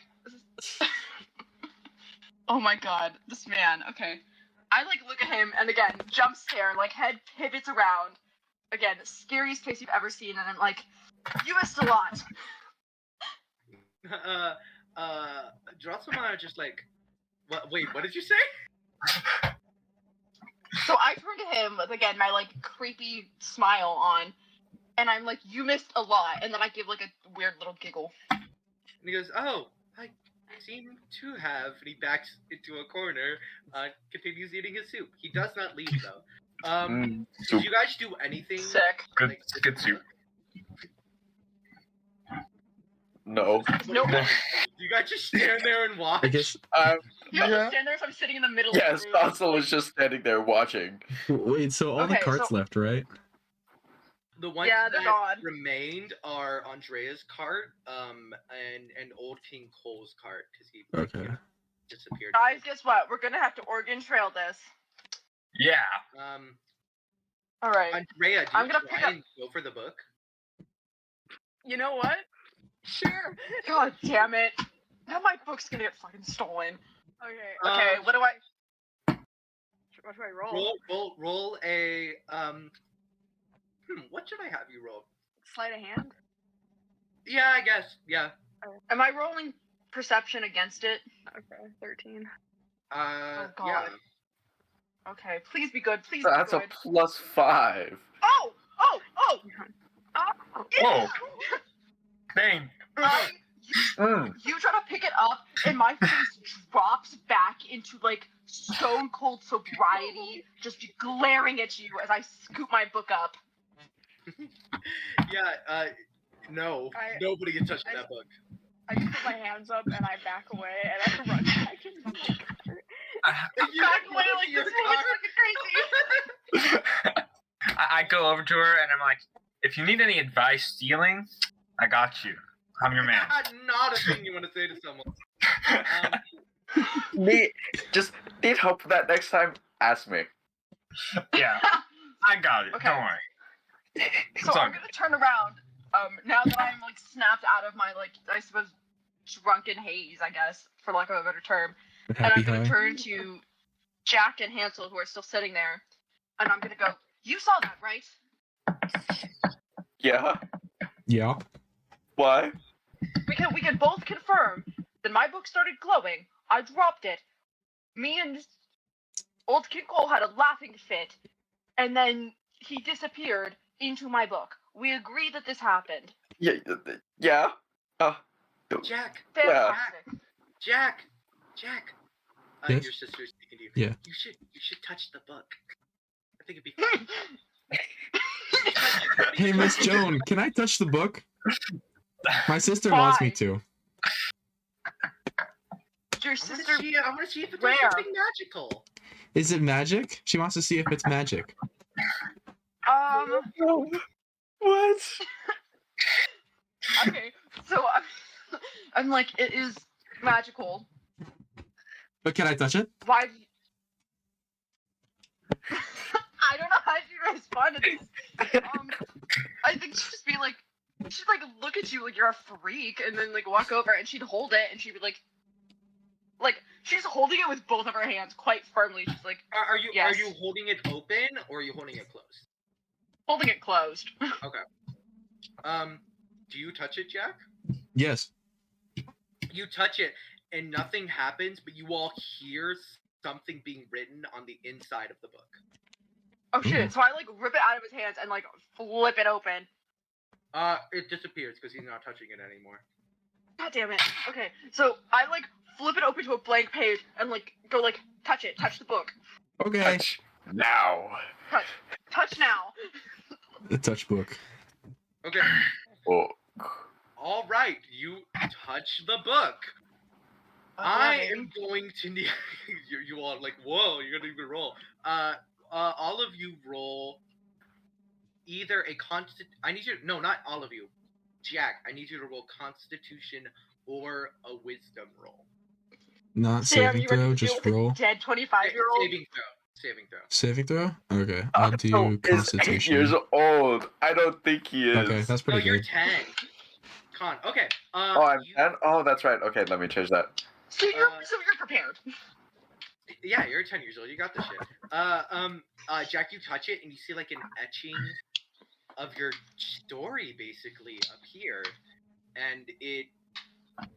Jack and Jill went up the hill to fetch a pail. No. It's not text. It's a picture. A picture Who hug. is snapping in the background? And you see it's an illustration of a giant winding beanstalk. You see in the illustration a young Jack climbing it, and there's a little girl climbing up behind him. And then when you take your hand off, the illustration fades after a couple of minutes.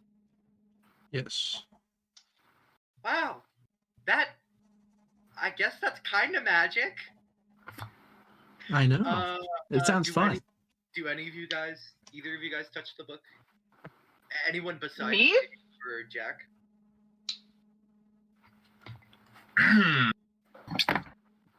Huh? What'd you say? My Sorry, head Jackson? Jackson, sorry, what'd you say? Does anyone else like touch the pages of the book? No. I want to. I peek my head out of the cart and I'm like, Can I touch your book? very interesting. And I walk up and I look at Joan and I'm like, hey, Greetings. sorry about trying to steal that book you have right there. It's just so entrancing. I've never seen such a interesting object. Can I touch it? Page. I'm thinking, this is so hard. I hate playing logic-based characters. Okay. You've scored me once, so I'm definitely gonna be like very wary. God damn it, I don't trust any of you really. I trust Hansel and like kinda Jack, so I'm like, Why do you trust me? because you're the only one that hasn't like outwardly tried to like lie or doesn't appear fucking crazy.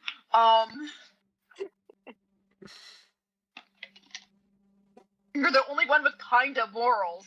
So I think I'm gonna like look at you and then like look at like the merchant, like kind of asking you to do a vibe check, like, is this guy legit? Should I?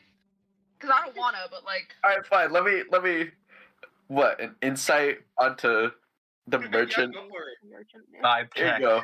Oh, wonderful.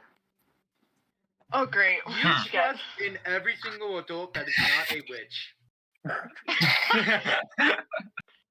Also just nods his head. Okay. Yes. I want to roll insight again because I thought insight was bad, but I actually have a +3 for it, so that's what I'm gonna do. Okay. I'm taking yours as a second video. Fuck yeah, baby. Guys, I'm rolling today. This is a question for Andrea. Are you Yes. trying to steal it, or are you just genuinely trying to touch it and nothing else? I just want to touch it. I no longer Okay, have any ill intentions because I failed once. I'm not going to try again. Yeah, basically Fantastic. that. You don't get thieving intentions. Just normal. All right. I I scared you off with my like weirdness. All right. wanna... Yeah, I Yeah. pop. Okay, I pop it open to a new page, and again, both of my hands are quite firmly on the edges of the book, and I like kind of put it out for you to. I reach out my pointer finger, and I just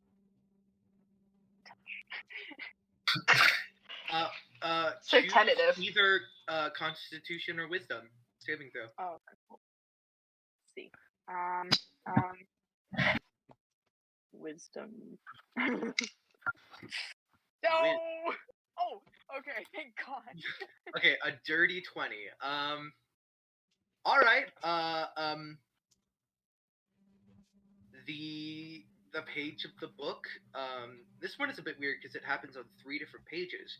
On the first one, it's an Oh, damn. illustration of you giving a young man a shitty knapsack.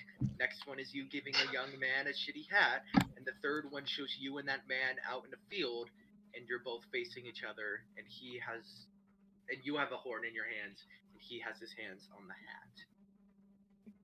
And you can actually faintly hear from the book the sound of the horn being played.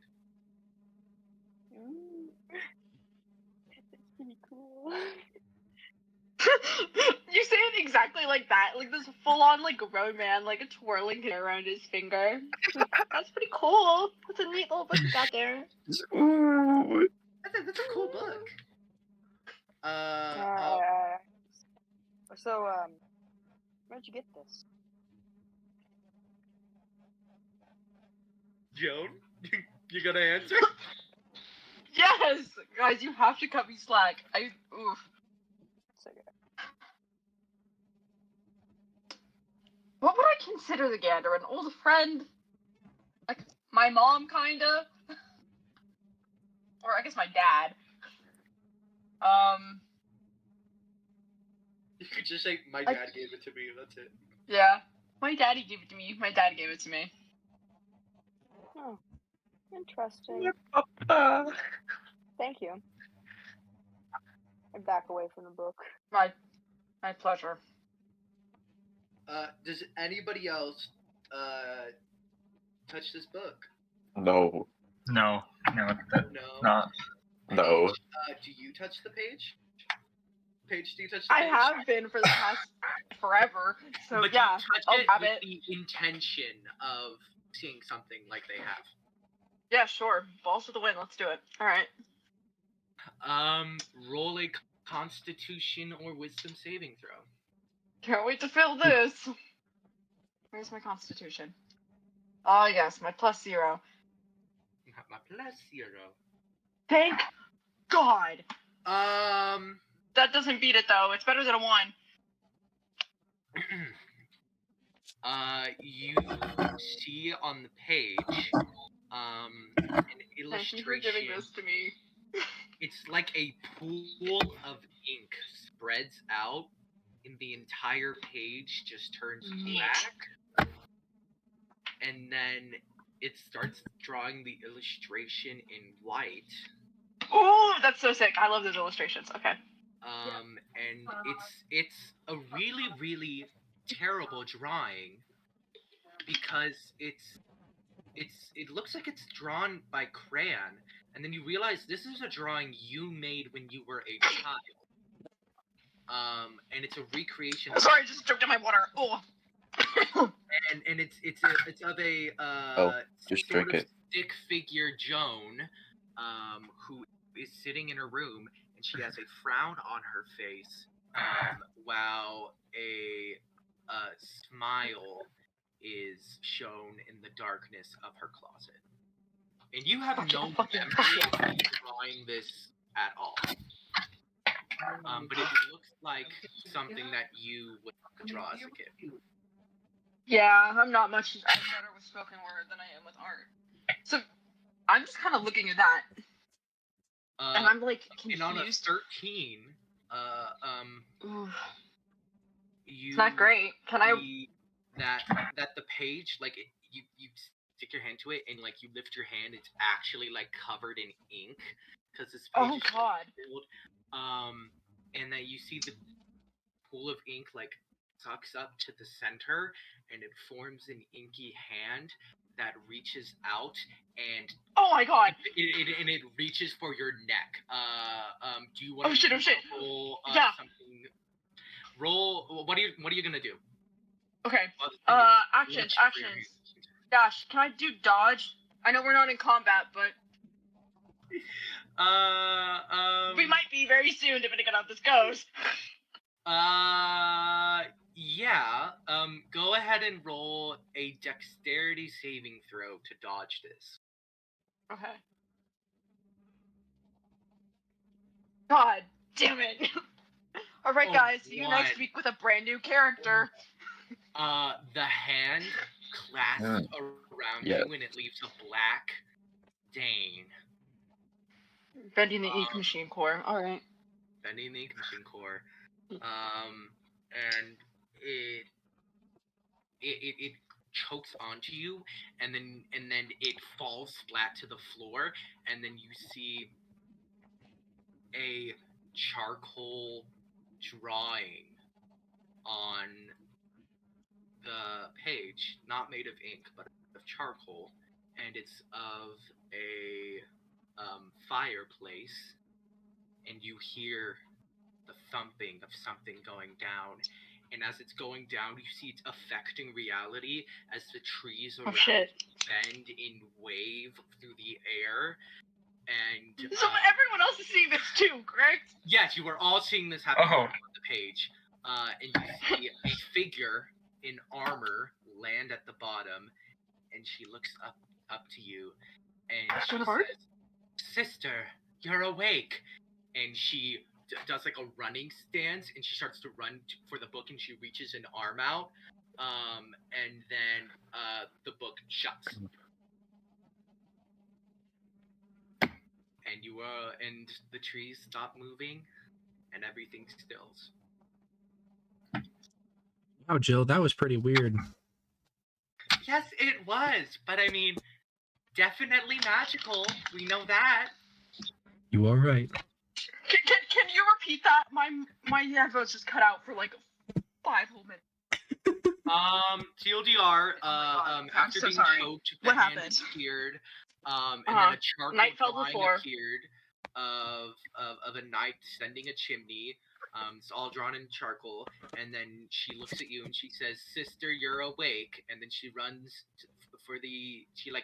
she grows bigger as if she's running towards you from the page, and she reaches out, and at the last second, the book shuts. And then that was She also looks at me and goes, affecting reality and waving trees, stuff like that. okay, Knight sees me and goes, "Sister, you're awake," runs towards me, and then just book closes or disappears. Closes. Okay. Really hoping that's Joan of Arc, but that's not gonna be true. That's just because I'm a fucking nerd. Okay. So that's freaky. I'm just on the floor now, like, damn. Trying to process that. I don't know why, but in my head I'm just imagining Sam's character on the floor fucking sniveling and like crying. I was gonna say, I was just sitting there on the verge of tears. Oh god, I hate this. Because I, as a person, want to go comfort your character, and Joan would not. Joan doesn't Someone give a fuck about that child. Joan does not give a fuck about the child, because Joan has not felt empathy in actual... Yeah. Now it's only been 20 minutes, but like... You see, Air Drosselmeyer finally gets up and walks over, and he's like, what was that? Hell if I know. He sort of looks at the book, and he goes, "Do you mind if I try? Be my I'm guest, a man and I who still keep... works with magical artifacts, so I could try and attempt to appraise Appraise this it? book." Okay, but I keep both of my hands on the outside edges quite firmly, as I've done with Are everybody you else. prepared to like shut the book in case anything wrong goes? I'm just holding the book to make sure nobody steals it again. You're holding that close to your chest. You see, he lays I gotta be careful now. and he touches it, and you see light glows from the book. And instead of an illustration coming up, he begins like his eyes turn inky black, and he begins to speak. And he goes, Oh. There is something the book needs, something an early part of the world that was broken. We have all felt it in our own time. There have always been great dangers and perils, tragedies and heartbreak in the never after. But in the times of shadow, something has gone wrong. There is a deeper wound in the heart of the world. In this, you see like his arms begin to become paper and writing appears on it. And it seems to be like a Oh, description what of him and his story. He keeps going. May I? Deep and profound, broken. The heart of our world is born in words, things sewn together. The 5 of you have come together. It is no incident. There are very few and precious chances left for things to be set right, and perhaps some of those ways of setting things right are themselves doors into traps. The book glows brighter, fully accentuating his face in shadow. Someone here knows the first thing that the book requires. There are friends. After the first gift, you will be able to speak with them, talk with them. More answers remain after the... He begins to shake, and you see his features become more owl-like. His eyes grow wider. Feathers begin to appear across his face. There is a way to use this gift, a gift you have bargained for very dearly. There is a way to take the careful steps to bring the world to a day that might dawn with the bright sun and the ending of times of shadows. Great and many other challenges and perils will face you. It is not an easy task. Much will be asked and much given. The book hungers, and one here knows what it hungers for. After that, the steps I cannot see, but I know this. It is unfair and unjust, the burden now placed upon you. There were steps to be taken before this that could have seen your lives kept smaller and out of the way, but we are past those choices. Keep this with you, and if even one of your companions strays from this place, you will not have the strength or cunning you need, and we shall to the shadows forevermore. There are but a handful of paths forward from that place. The thing I will say is that many will offer answers. I would trust your heart and the heart of your companions alone. And as he finishes saying that, he crumples down and he turns into an owl and he flies away. Holy shit. That? Can I, like, get that, like, quote just freaking on paper? That's fucking sick. Okay. I was gonna say something snarky, but I can't. What do you guys do? Sorry, what? I feel like at this point Hansel's fully just sobbing. What happened? Let's get just watching So, amazement. basically, I'm not a gonna do man that just- again for you, Sam. Okay, so a man just showed up, looked at the book, then went in this whole epilogue about how... Yeah. I was here for that. I left when he started turning into the owl. Okay, he turned to the owl, he flew away. That's it. Oh, okay. He said more words. I'm sure I'll transcribe it later because that quote was cool. There's But- the whole entire thing in characters. Where? Jesus Christ, Jackson. Yes, it's a lot. It's a lot. Well, I'm gonna, like, I don't know. That's so fucking Oh. awesome. Okay. Yeah. That's sick. Okay. I feel like Hansel's totally just bawling. He is scared for his life. In life, yeah. I'm gonna. Oh, I feel so awful. I think I'm gonna like walk up close to him, because like it's one of those abstract things, right? Where like I know that like crying means sadness, so I'm gonna like be like, "Why are you sad? Why sad? Why sad?"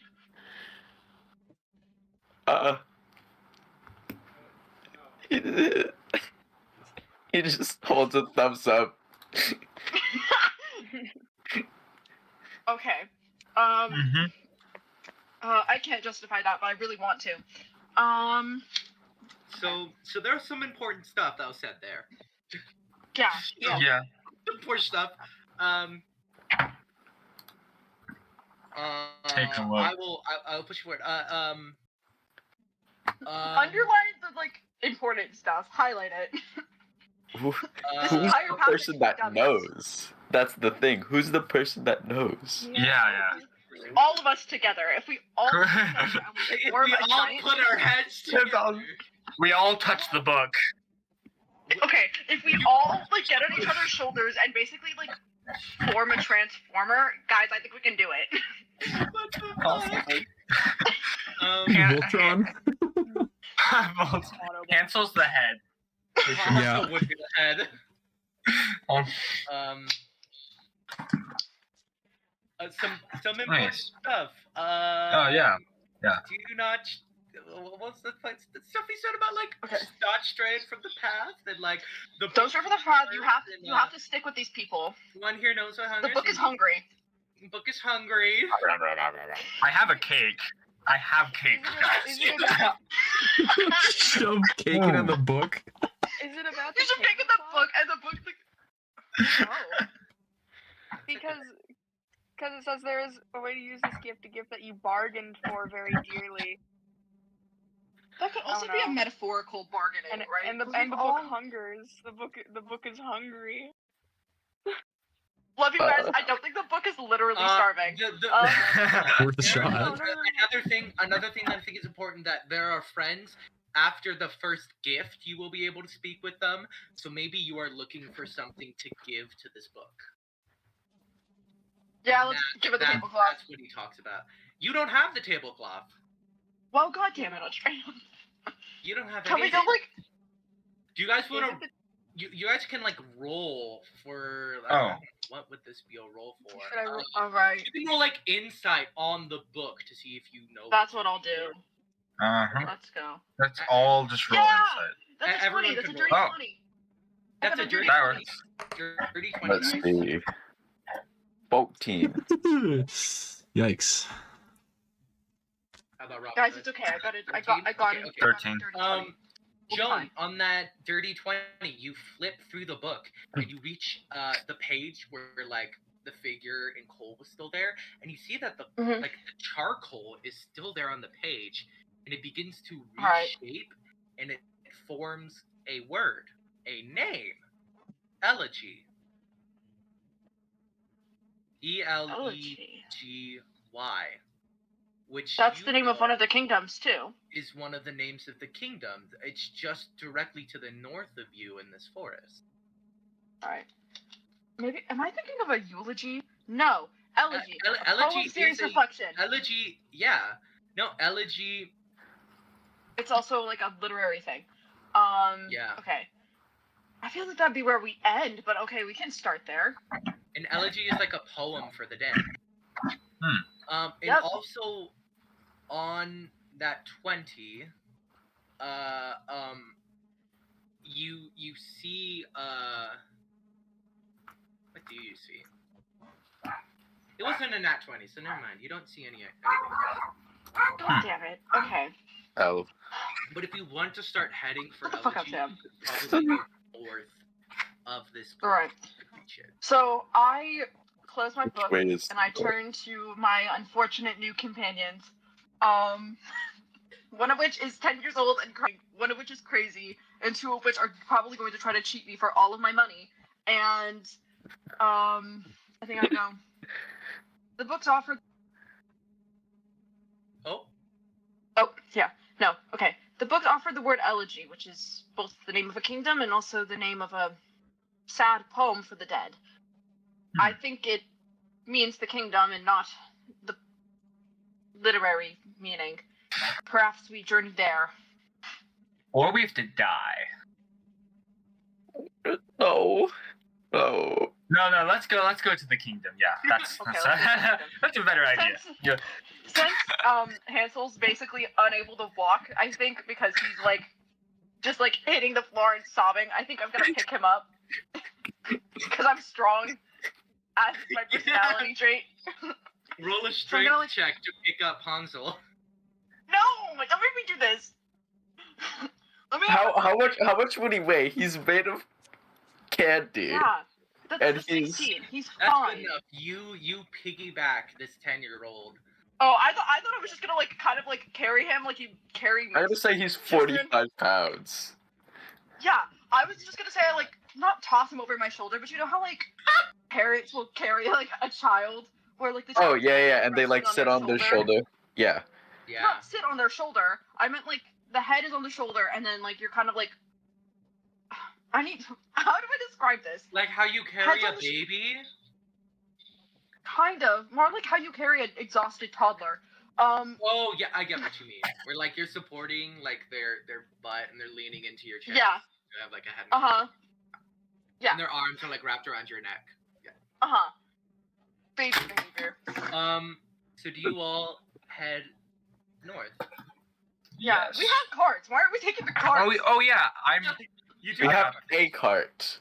you It's have We have Andreas. 2 carts. There's only Oh, we have 5 two? of us. Yes, because King Cole's cart is here. cart, and you have Oh. Argent's cart. Okay. Well, how many of us can fit I into assume- one cart? They Can fit fit like into 7 the people merchant's into a cart. cart during the Oregon Oh. Trail, so we can all fit. We'll be fine. So about- Kid, All right. 3 people can fit in the merchant's cart. And then there'd be about 2 in Old King Cole's. All right. I don't like you, but I have a child.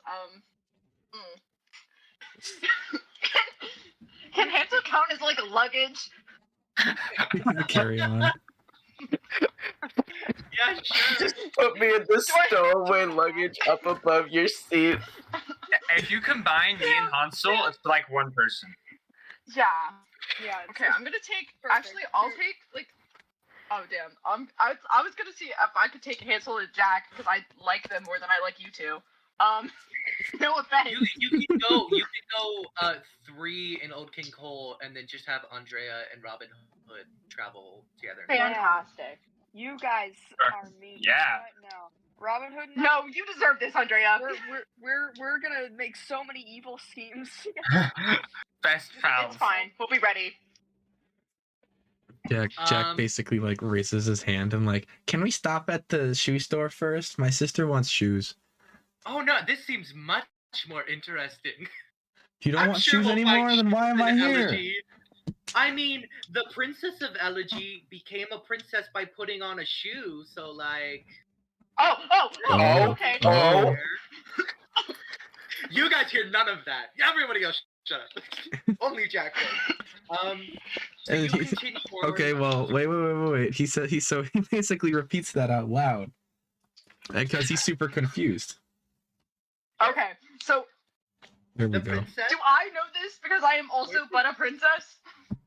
Yes, you. Can I roll a history check on that? Yes, sure. Go What ahead. did you learn in first grade history? Dang Is it! it Cinderella? I'm gonna ask. Is it Cinderella? Yeah, you know her name. Oh, that's a Cinderella, 9. Yes. So I like turned. I sound like just as confused, kind of, as Jack, and I go, Cinderella. Yeah, that was her name. And then he turns to what's her face and says, "That's her name." Joan. Yeah. Joan and Joan. Jill. So confusing. Yeah. Uh, I'm losing brain cells right now. You continue on through the forest, heading north, and you eventually reach a. It's actually a very smooth, like, 2-day trek through the woods. And you exit the forest, and you're in this small, abandoned hamlet, which is in Elegy. And it's like a little like peninsula, and then there's like more forest ahead of you that you have to travel with. But it is a safe place to rest, and it has a house here. Oh no. Fantastic. It is not Candy House. Don't worry. Okay. Don't worry, you're fine, 10-year-old. He has trauma. He has PTSD from houses. Houses in Ra- really old random houses in the woods, specifically. Everyone go ahead and roll a perception or investigation for me. Perception is just like looking around. Investigation Damn is it. specifically searching for something in the house. No, I'm just gonna perception it up. Oh. That's Oh, damn! A 21. Damn, merchant. Damn! I have +5 perception. Jesus Yeah. Christ. Jesus Christ. No, I do too. Twins. Merchant and Robin Hood. You sort of enter little house. Here we'll do two different scenes. Merchant, you head into the house. You see it's pretty abandoned. There is not much in here. But you eventually find a larder, which is full of talking mice. Oh, what? I it- did the 3 blind mice. They are not blind. They can Oh. see you. Oh man. A R.I.P. blood larder mice. is like a large room or cupboard for storing food. Oh, It's okay. basically just like a pantry. A pantry? Ratatouille. I just wanted to be special. Yeah, it's Ratatouille. You solved my puzzle. You see the mice. Who does anybody else follow the merchant to these mice? I suppose Robin, I you will. do not, because I have a different stuff. Yeah. I was just gonna say with Joan. Yeah. I'm having I'm my his mom own now. moment with these Well, mice. Yeah, is it just you with these mice, merchant? Sure. Yeah, Okay, I mean, I guess. You see them and they speak to you and go, "Oh my dear! Ah, it's a person!" And they scatter around and fail to find a hiding place. They go, "Ah, please don't hurt us! I say, no, I'm not here to hurt you. I'm just. Are you magic? Are you magic?" One of them speaks. Well, I'm not magic, but no, not magic at all. Do you know her? Do you know her? Is she coming back to transform us? I don't know who she is. What happened here? And why can you talk? They were just nice mice. Yes. And there was this we lived in this house alongside a couple of people. My name is Ogbert, and this is my brother Norbert. And we lived in this house, and it was so sweet, and it was so nice. And there was a lovely little human girl who slept by the fireplace, and she was very, very nice, and she liked to feed us little crumbs of her food. But then one day this lady with wings and a crown showed up, and she turned us into humans. they made us drive to a coach and then go to a ball, and it was terrifying. This is the fucking peak of comedy to me. Nothing will ever exceed this in my life. She just runs around and she turns things into other things against their will. Oh no, that must be horrible. It was! and then the lady came back, and she was so fine. We thought the fairy was gone, but then the fairy came back and we all hid. And then she talked about how the prince was coming around with the shoe, and the mistress of the house, she really wanted that shoe, I think, and she did some stuff to the two daughters of her. They look over to a room that has like a doorknob on it.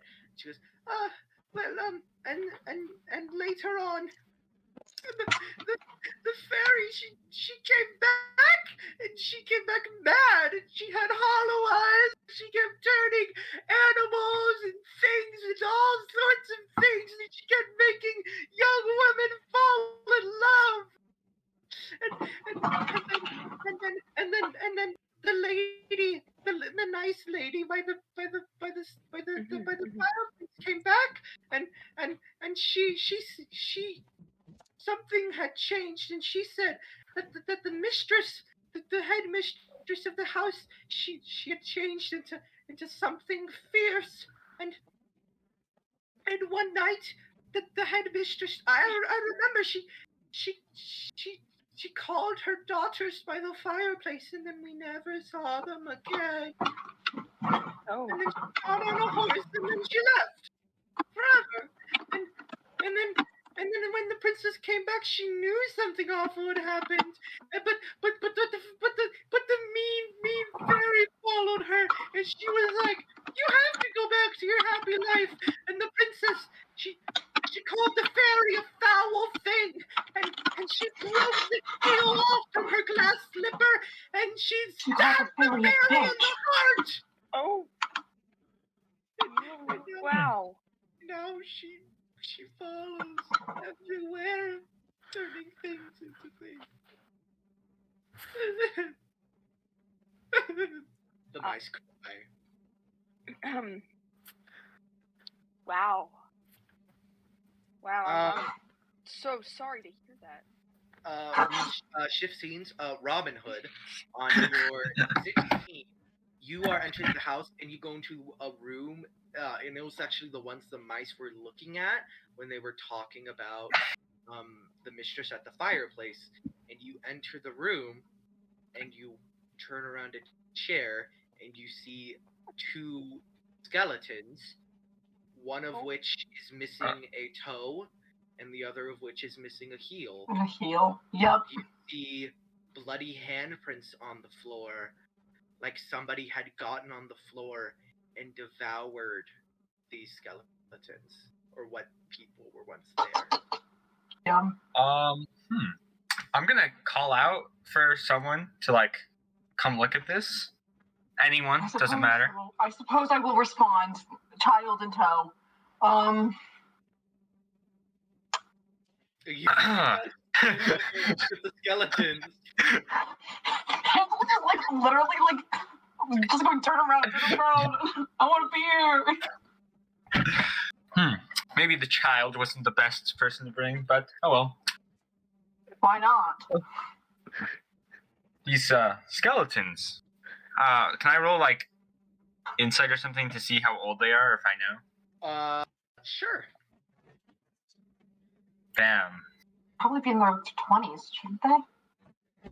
13. You do not know when these bodies were consumed. You know what? So, I don't know why I'm gonna ask her advantage on this. She would not know anything about this. I would. She would not. Okay. What do I roll to also perceive? Perception? You could also do like a nature check because you're investigating their bodies. Oh, hell no. Nature's a +0, perception's a +5.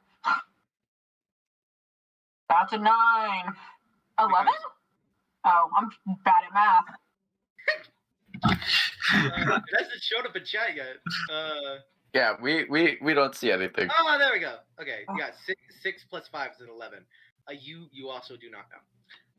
Damn, well, they're dead. yeah, this doesn't seem very safe. Considering they're people just died. Skeletons. It can't. They're just skeletons. It's not like there's rotting flesh anywhere. Can That's true. I roll investigation on the skeleton checks and see if that's there? The child is like, you've been dead for exactly 24 years, 16 Nice. minutes, 14 seconds. Oh my god! That's 30. Hansel, you look at the bones and you're like, and you just get the general vibe that these things are like not super old, but like old enough where like the blood from them like is gone. Okay. And, like, it's clear these didn't like decompose from a body. It's more so just that Something ravaged them. all of their they got ravished until they were bones. Can you Okay. share this info? Yeah. They Uh, decompose Wait, ravished? Sam, tell us as Ethan, no, Ethan, Hey, Uh-huh. take a breath. What? Ethan, Eden? Were they Eden? yes. How long ago? You would say about like 10 years ago. while ago. Long. Not recent. No, so we're fine. It's fine. Good job. And I This like did pat him not awkwardly happen on the like head. today. Good. Now- I tell Hansel good job, and I pat him on his weird little head. And then I your see. hands get a little sticky from the licorice hair. I grimace and like wipe it off on like whatever is closest to me, which might be Robin Hood. I don't know. Wipe it off on his cape. I saw that and I shed a single tear because it reminds me of Little John.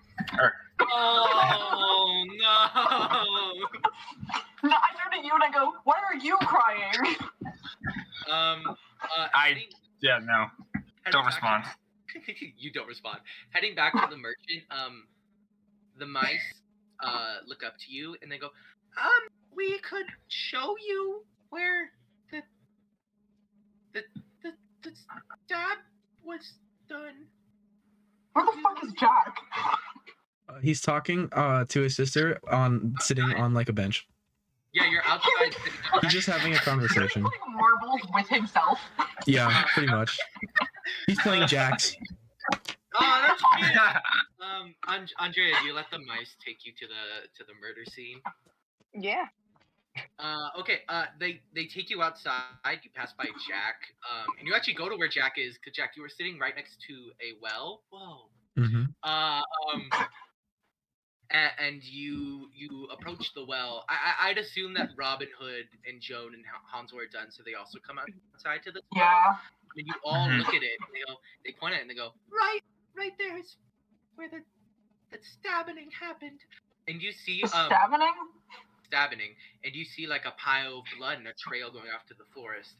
Everyone roll either history or nature. History gives me a +2. Nice. Hey, 19. Let's go. 9. No. Damn, you all did great. Well, Joan and Hansel, you both like know. Oh, the tag team. Hansel, you know, 'cause, like the witch told you this while you were living at her house, and Joan, you know this because you read it in a book. Fairy blood does not disappear; it remains fresh and there forever. Fuck yeah. So I think we look at each other and we both like just kind of go like fairies, but in like drastically different tones. Where like Hansel was like crying and it's just like fairies, and I'm just like fairies. It's that's peak comedy, baby. And there is a trail of blood leading off into the woods. Do you guys follow it? Yeah. Yeah, sure. Why not? I'm gonna ask Jill. I'm not gonna say this. You're coming along. You follow the blood, and it leads to a cliff. And it like goes off the cliff edge, so it implies that like the fairy started flying here. And you can actually see from this overhead look. You can see that there's like a little road in the woods, which has a bunch of like crashed carts on it, and maybe what looks like dead bodies. And you can probably scale down the mountain and go to there if you want to. Okay. Can I go down and investigate the carts for any loot? Yes, you Steal. You head on down. Roll an investigation for me. I think. I'll stay up because I have a child in my arms, and I also need to make sure Jack doesn't kill himself. You find a bunch of bodies, with nothing on them. You could roll insight to Sweet. try and tell who these people are if you want. Oh, sure. My insight's worse. Insight's a minus. Oh, Nice! that was so close to a 1. You have seen merchants and rich people before. These look like merchants from Schuberg who had been attacked on their way. And you notice, like, on their bodies, there seem to be a lot of, like, they died from weird, blunt impacts. Like, not from, like, a club or anything. It just all seems a little weird. Does everyone else follow down? I have a child in my arms, so like I'm gonna like look at the child. I'm gonna look at the child, look at Hansel, and be like, "Can you climb down the mountain?" Yeah. Okay. And I put him down, and then I start climbing down the mountain. Yeah, I'll go. I'm kind of vaguely looking out for him. I'm not too worried though, because he said he could climb down the mountain. So. You all get down. Does anybody else want to roll investigation besides Robin Hood? Sure. Sure, I got you. Oh, well. Love seeing your variety. That's my 13 again. 13's good enough, I will say. Fantastic. You notice that there's like a pile of gold. Oh, fuck yeah. Like something got like and like a pile of like marks, like dragging marks. It looks like someone like Dragons? dumped a bunch of gold out and like dragged only the chest away, which is weird. And there are also like marks on the street that look like someone was dragging like a cloth, like a how do I describe this? Like the leg of like a table. Stuff like that. That has to be a very specific mark for you to detect that a leg of a table was being drawn. It's just there's like a group of like 4 of them going on. Oh, I see. Okay. Okay, I think we're gonna follow those. Can I pocket the gold? Can I? Yeah, sure. It's a shit ton. Like it's like a full pile of gold. But Okay. yeah, you can take Well, a I'm little bit. gonna take as much as I view necessary, which because I am a noble and have no concept of money is gonna be like 5 cents. So how do I add that to my inventory that I have like $5 in gold? I can do that for you. Don't worry. Thank you so much. Okay. You see the elves. God. You see the Thanks, mice, Jackson. within like, or like hiding in the pockets of the merchant's clothes, pop their heads out and they go, "Oh no, it's happening again! It's happening again!" I'm like looking at the merchant, like, what the fuck?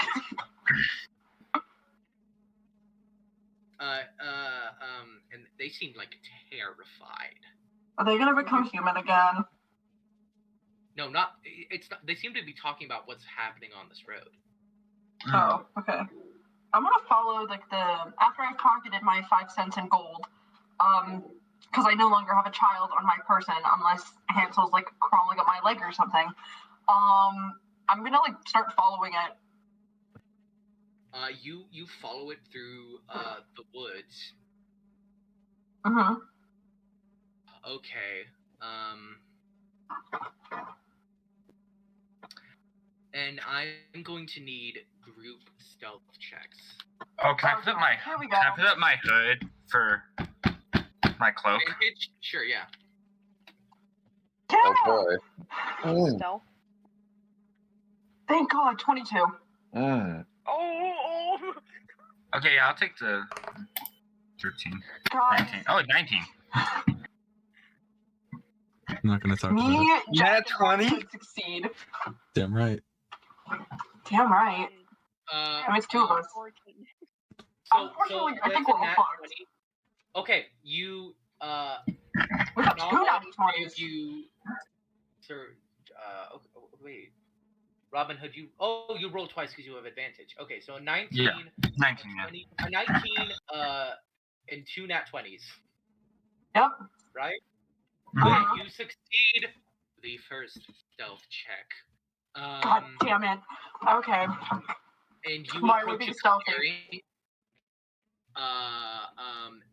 And as you're going through, you notice that like the sides of the forest, they're littered with brutally slaughtered animals, but they look like they're done by like a weapon and not by another animal.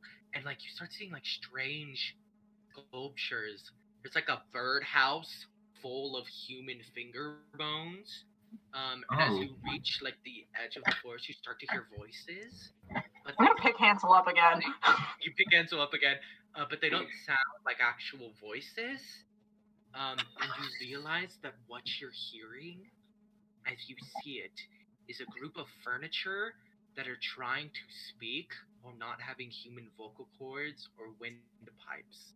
They are like Oh shit, it's like reverse Beauty and the Beast. transformed furniture pieces that were never meant to be alive at all. And so like some of them have like arms extruding, and some of them have like heads with like faces on them, and they're That's cool. all trying to like speak, but they don't have vocal cords to do it. It's just like a Color out of space grow- shit. And then a voice speaks out. She goes, what'd she say? Furniture, gather around me. You see in the middle of the clearing is the fairy godmother, who has a giant glass shard embedded in her chest. Attention! There are certain interlopers in the forest that must be dealt with. I suspect they may be working with our wayward young princess. Our what now?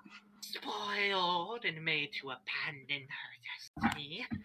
She must be returned to Elegy, so all can be what it was always meant to be. And so that she can get this thing out of me! That's what she said. Grabs at like the spear, but like her hands just slip off of the glass as she can't. You see she has like sickly green skin with like warts, and her hair's like gray, and she looks like slightly decomposed, but she's still alive. Sick. Everybody roll initiative. God damn it. Okay. Yay. Oh, not bad. Nice. Hey, not bad either. Zoinks, Cube. Okay. Zoinks. Like we're after each other, Sean. I know. Okay. I put you down now, by the way, because I'm just gonna let a child fight now. So hold on. Did anyone get higher than a 21? No. No. What? Excuse Well, guys, me. I'll see you back here next week with an entirely different character. I make you all recreate characters. I have my red shoe girl lined up. She's I'm there. ready. What's your bonus to initiative? Nothing. Mine? Oh no, it's a +2. God damn. So it goes.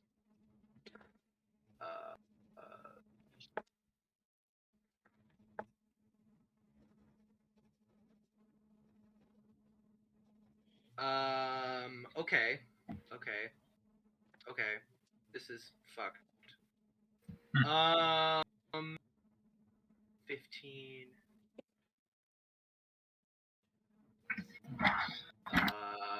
4 and a 5. Great job, guys. Oh god. So true. Okay. All right. Combat has started, and we will start with the fairy. Actually, wait, no. You guys exceeded your spells. You guys get a round of surprise attacks, and so fairy doesn't get an action. So then it goes to Robin Hood. Okay. By the way, the fairy is about like 90 feet from you guys. Like she's far away in Dang the it. air, so like you're gonna have to. But there's like a shit ton of furniture in front of you blocking your way there. Here, just like a scene, there's also like hills going around, and there's some trees and some like dead animals that you could probably like hide behind of, stuff like that. Ooh. So can I just shoot at the fairy godmother with sneak attack with with my short bow? Yeah, what is your range on your short bow? It is it 80 feet, I believe? 80 feet. She's not within range. Oh no, 320. 80 to 320. Oh yeah. All right. Yeah. Sure. Roll for it. Roll to hit. Yeah.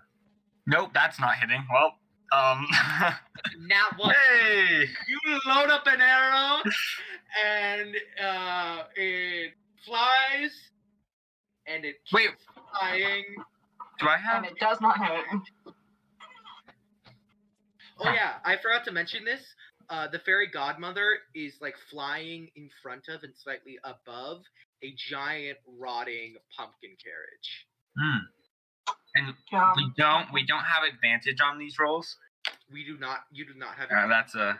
Just sneak attack damage. Well. You basically get one free round of initiative with none of your enemies acting. Is how this works. Okay. Merchant, you are next. What do you want to do? Can I use the musket? You can use the musket. Okay, wait, hold on. I have a bit. Hold on. Wait, hold on. Pause. Okay. Okay. So I take the musket. I don't know if you guys can hear this. And then I load it. And then I shoot her. What do I? Let me see. Yeah, roll to hit. So your hits Yes. HD. Sorry. What? Oh. What do I roll? I'm sorry. What do I?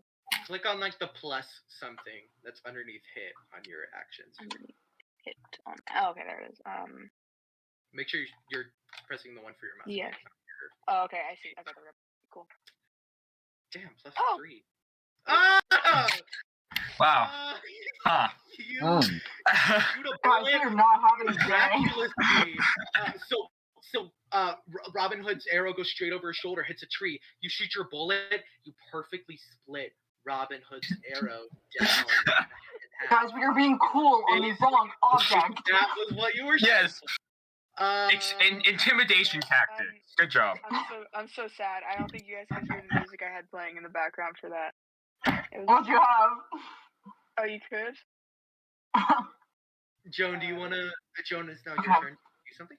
Yes. The only long range weapon I have is my spear. That only has a range. If you throw it, you will not get it back, and that is your only weapon. I know. Okay. Can I assess the situation? Sure. I'd like to assess. You can make an insight check if you want to. Okay, let's do that. Gonna bomb this. Hey, not awful. Okay. So with a 18, you can tell that this this fairy. She is like a witch though. She's a fucking bitch. Whoa. She's capable of casting magic. You know that. You can tell that she has a shit ton of hit points. Fuck. But you can tell that like sort of the furniture around. You count. There's about 8 different pieces of furniture out in this field. And they seem pretty weak. So you could go for those. But you also don't know if the fairy can create more throughout this battle. So Okay. How close is like? I was gonna say the children, but there's only one child. How close is Hansel to me? Like, you if are I all told- like you are all in like a group. If I told him to run and hide, A, would he listen? And B, would he be successful? I don't know. That's a Sam question. Sam, if I told your kid to run and hide, would he? You can just do that. Talking is a free action. Well, Sam left. Sam's gone. Sorry, I didn't realize I was muted. What'd you say? Because I asked. I don't know. I feel maybe- like we've maybe kind not. of sort of bonded. A little bit. You guys have to do your action too. We only got like one more Okay. hour. A full combat. I know. Okay. I just tell Hansel, go, run, hide. What do you do Okay. anything else? I like kind of push him in that direction, and then I'm gonna try to like. How close is a piece of furniture to me?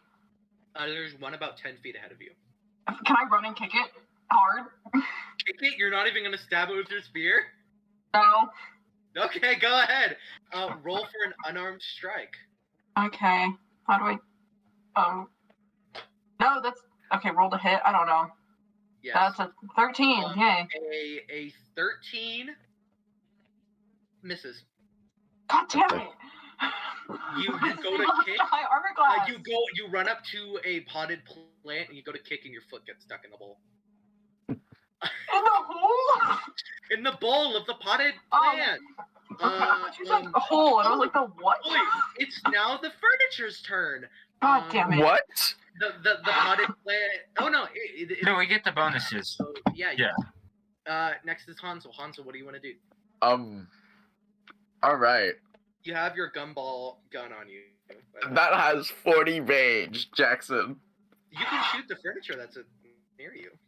Shoot the furniture that's fucking gonna kill me. Sure, let's shoot one of the furnitures that's near me. Nice. You miss. I'm so sorry. I'm so sorry, everyone. That's. Do you have any bonus actions you want to take or no? I keep forgetting to ask you guys. I don't have any bonus actions. Okay, Jack, it's now your turn. Okay, so there's stuff within 15 feet of me, right? Yeah. All right, I'm gonna do a cast Thunderwave. Ooh. All right. You cast Thunderwave. Can you click on the spell and tell me like the details? I clicked on cast. I don't know what it does. Oh, there we go. A wave of thunderous force sweeps out from you. Each creature within a 15-foot cube originating from you must make a Constitution saving throw. If they fail, This would also include Hansel and Joan if you did this. yes, I know. Okay. Hansel and Joan make a Constitution saving throw.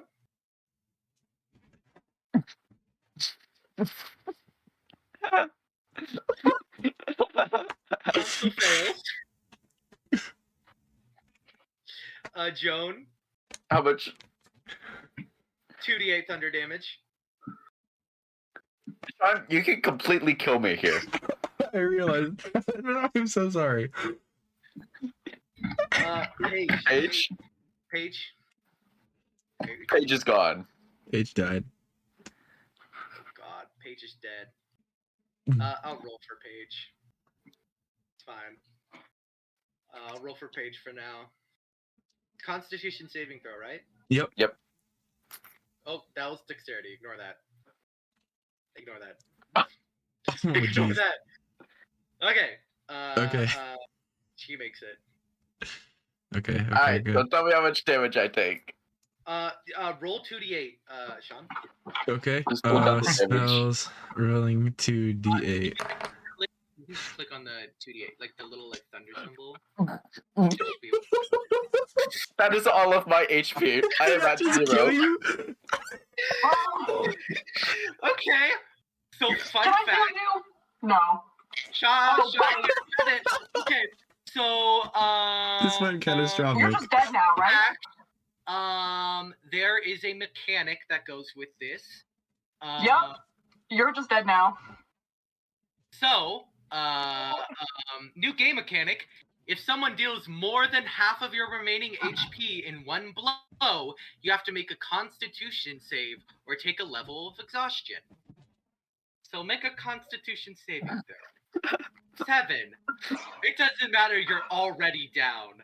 I need to roll for the furniture near Yeah, you. please tell me I at least hit the furniture. Hit them. What's the saving throw?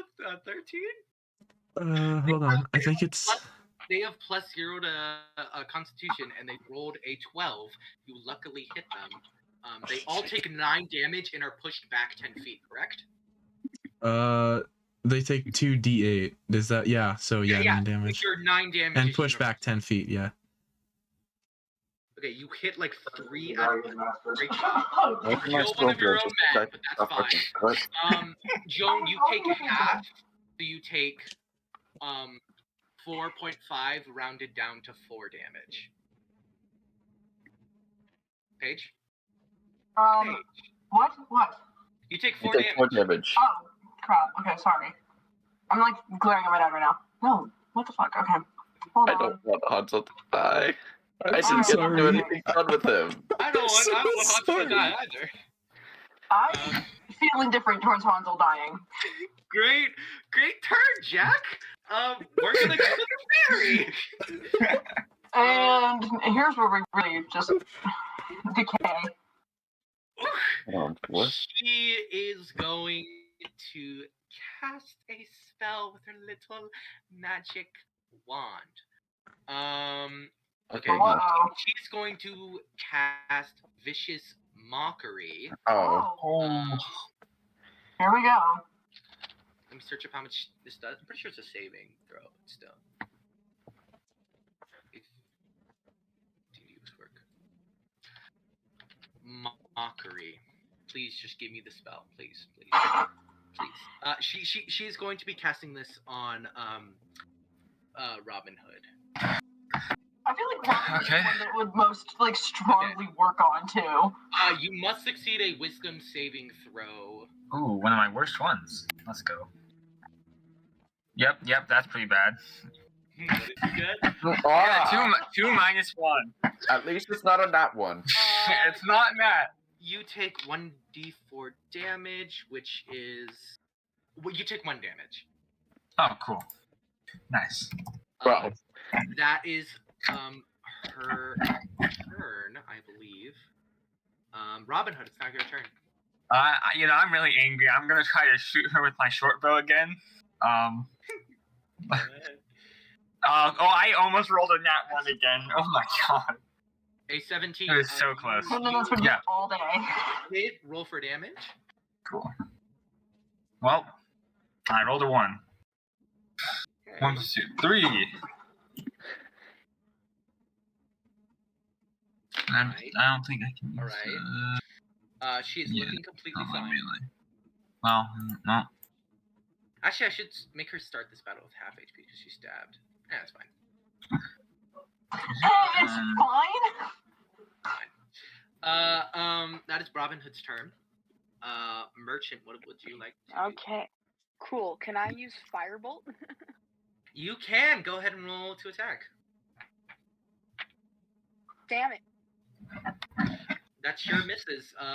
You set the forest around you on fire. Not Oh, yay. We're not forest Fire. Only you can start forest fires. fires. You see on the merchant's turn, the mice in your pocket pop out and go, okay, so I don't think you guys are gonna win by just taking shots at this fairy. I think you need to get up there and take that shard out.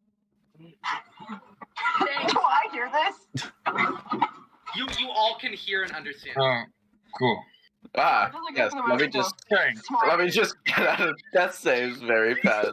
I'm so sorry, Pam. I'm so sorry. It's all good, Sean. Which is like half of some of your guys' HP, and she looks completely fine. Yeah, I think the mice are right. Okay. Who wants to do that? Joan, it is your turn. Do you guys? Oh, do you want Yeah. who's on Yeah. extraction versus distraction? Oh, I just yell, "I'll extract." I have my Go on. tool, my all-purpose tool. Who Yeah. has a good charisma score? I also have a camouflage cloak thing. So Okay. Okay. I think but together. The ones on extraction are Joan, Merchant, and Robin Hood. I guess. Okay. And then Okay, wait, actually, distracted I is have a- Hunt. I have a question Ooh, though. yeah. As somebody on what's the word? I don't know. Taking the thing out. Extraction team. Yeah, the Mhm. distraction team.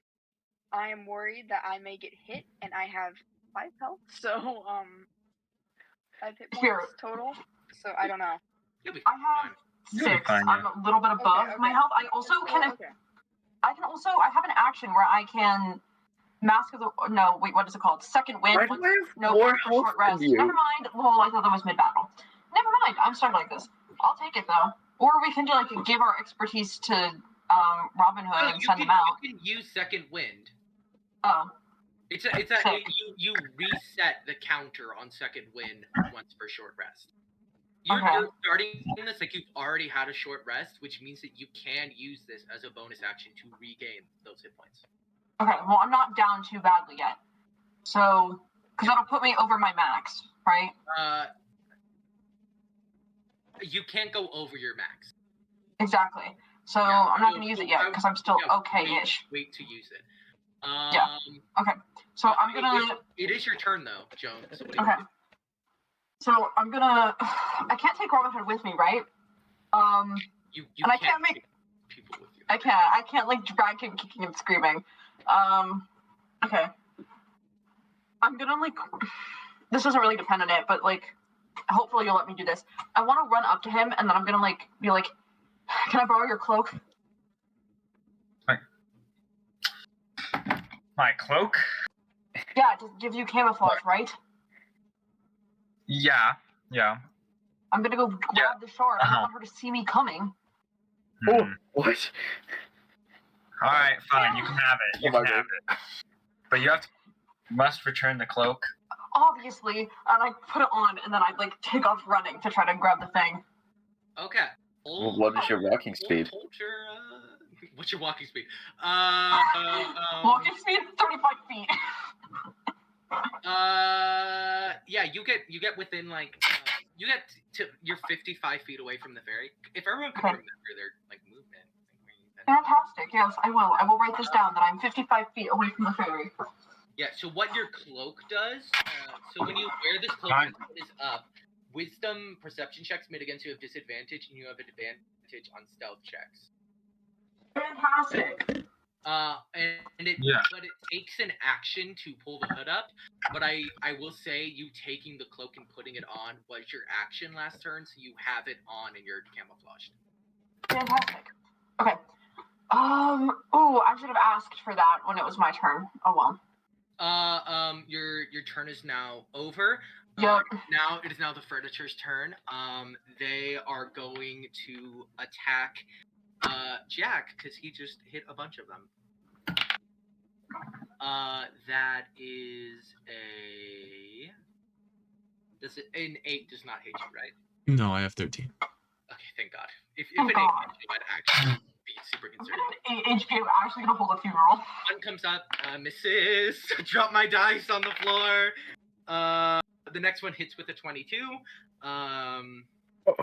Yeah. And that does 1d8 damage. Take 3 damage, Jack. Okay. And then a third one is going to attack you. This one misses with a 12. Swag. Not sure swag's the right word, but okay. I guess it is. Never mind. The rest of the furniture move in, but are not close enough to hit anyone. It is now Hansel's turn. Yay! Roll a death saving throw. Oh, I hope you don't die. Oh. this is fun. You just So, have 2 losses. That's Yep. fun. So you are now at 2 losses, which means that 1 more and you are dead. Sam, I swear to God. Jackson, if Sam dies, can a plot point be holding a funeral? Oh, I like that you can keep track of your death saves. That's nice. Yeah. It's great that the website does that for you. Hansel, that is your turn. It's now Jax. Okay, I'm gonna see. Can I cast another spell? Can you cast another spell? Sure, buddy. Alright, I want to cast Hideous Laughter. Ooh. On what? Girl, me earlier. On anything that I can. Like the, so, wait, hold on. I'll do, wait, that's 30 feet? I'm not close enough to the lady, right? If you move, you'll be about 60 feet away. Alright, I'll use this turn to move, because I want to cast Hideous Laughter on her to distract her. You can move and... Good! Thank you. You move, you were at like 60 feet away because you moved inwards to Thunderwave all of these guys. And then you move again, you are now within range, I would say, to cast Hideous Laughter. Okay. I can't cast it this turn though, right? You can. Oh, okay, then I'll You cast should. that. I'll cast that. Okay, wisdom saving throw. Okay. Let me check this. Hold on. Sean, I want to thank you for distracting her because that's what I was gonna have somebody do. So Yes, I you're appreciate welcome. it. I'm gonna make her find you hilariously funny. Good. Wisdom saving throw, right? Yeah. What do I have to beat? 13. Ooh. That is just not enough. You cast Oh, and the witch, I keep calling her a witch. The that's what she fairy. is.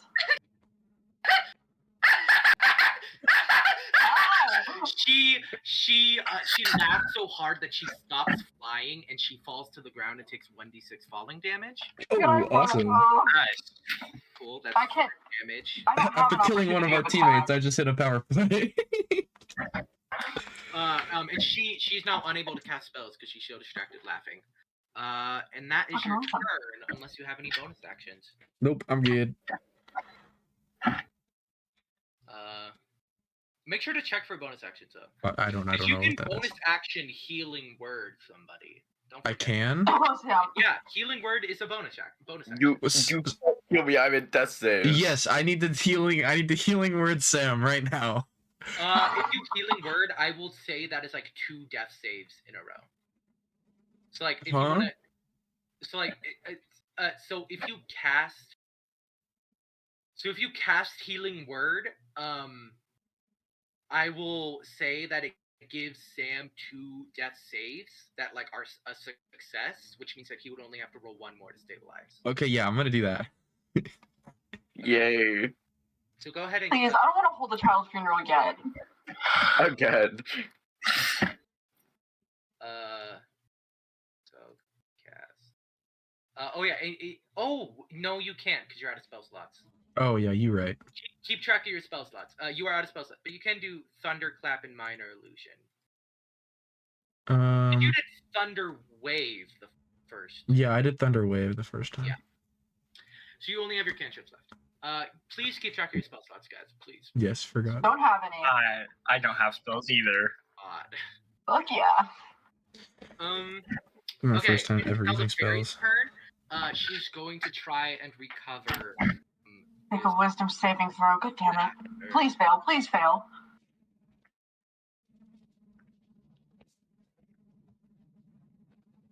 It did take damage from the fall, so it will have advantage on the saving throw.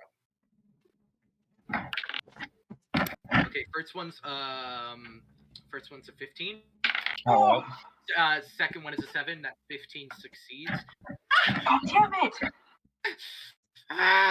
She like she like looks down at the spear in her chest and she like is filled with rage again. And forgive me, but that is a bonus action to do. Yeah, at the end of its turns. Well, I mean, it was the end of her turn, so she won't do any magic. Good job, guys. She does not cast. Awesome. Robin Hood is now your turn. Can you try to distract her? I don't really have much. Can I try to like shoot the spear in her with my bow? Oh yeah, aim Like, for the spear. Yeah. Okay. Yeah. Here's what I'll do. I'll either let you roll flat, and if you get a 19 or higher, you hit it, or let you roll with disadvantage, and if you succeed, you hit it. I'll try the disadvantage with my short bow. Okay. I feel like that's better odds. Roll twice. Okay. Oh, it's an 18. Darn it, it was so close. Good rolls, though. No, since you're rolling Barely. with advantage, you do not have to get a 19 or higher, and an 18 is good enough to hit. Go ahead and roll for damage twice, because you're hitting her sort of... Fuck yeah, Shandon. Just my normal damage? Twice. Roll twice? Okay. Yeah. So you do your 1d6 plus... Let's go, so 9 damage. 9 damage. Yeah. Oh, yeah, that's all. It's not sneak attack. It is not a sneak attack. She has noticed you guys. Joan, if she makes an attack, will be a sneak attack because she's sneaky. I'm sneaky now. She's still Should've been a fucking rogue. She's looking slightly bloodied, but she looks fine to keep on going for a while. It is now the merchant's turn. The mice pop out and go, "Get that bitch!" What do you want to do? Andrea, what do you want to do as a merchant? Sorry, I was muted. Okay, so do you know how far away I am? I don't think I've moved yet. We can just retcon it the first time, so you're about 60 feet away from... Okay. Which? Cool. How far can I just move? You can move again, you can move 30 feet closer. Okay. She's actually down on the ground now, so she's no longer like 10 feet in the air. So now she would be about like 50 feet away. And then when you move, she's now 20. Okay, cool. I'll move to be 20 feet away from her, then I'll move 30 feet. And I have a feeling I'm not really going to be able to reach her with my all-purpose tool yet. So one more time to reach her. Okay. Oh yeah. Okay. I'm not able to do that, right? So I'll just. You can use your action to move closer, like move a second time. So you move like 60 feet total to get right next to her. But then I won't be able to use the all-purpose tool, right? Yeah. Okay. Cool. So this time I'll just shoot her again with the musket. Roll. Is that okay? roll. Cool. Yeah. Okay. Yay! Hey, Nat 20? what's like the principle for like getting a crit on a hit? Don't Is know. it- I think you just roll twice, don't you? Yeah, I rolled twice. I think. Roll The once. damage roll goes twice, right? The way I've played is that you roll once and then you double. Yeah, that's how I've always played. So if you roll a 6 on this, it doubles into a 12. Right now, Oh, okay. because it changed the setting for me. Like, it used to say 1d12 plus 1, but now it's saying 2d12 plus 1. Yeah, no, you roll twice. You roll twice. Oh, okay, yeah. Then. Okay. Yeah. Yay! 14 damage. Woo. She is still up and running. She hasn't even Damn. lost half her HP. Thank Um, God. She's a beast. This is not. You should not be trying to down her. You should be focusing on the shard. I'm trying to give you hints. Well, yeah, I know, but I'm trying to. I shot the shard. Oh. You don't have any bonus actions, so we're gonna move on to Joan. Joan, you are in disguise.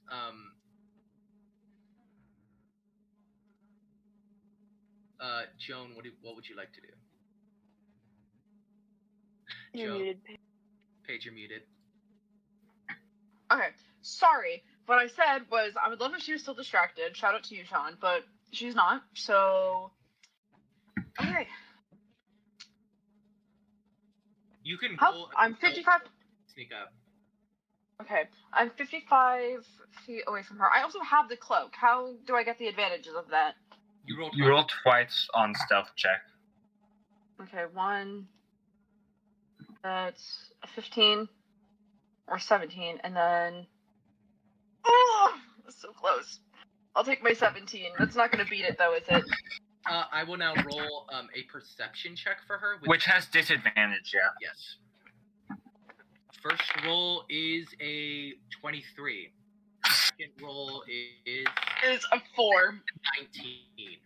Dang. Damn it! Her neck 180 turns to you, sneaking up. And goes, why, how lovely!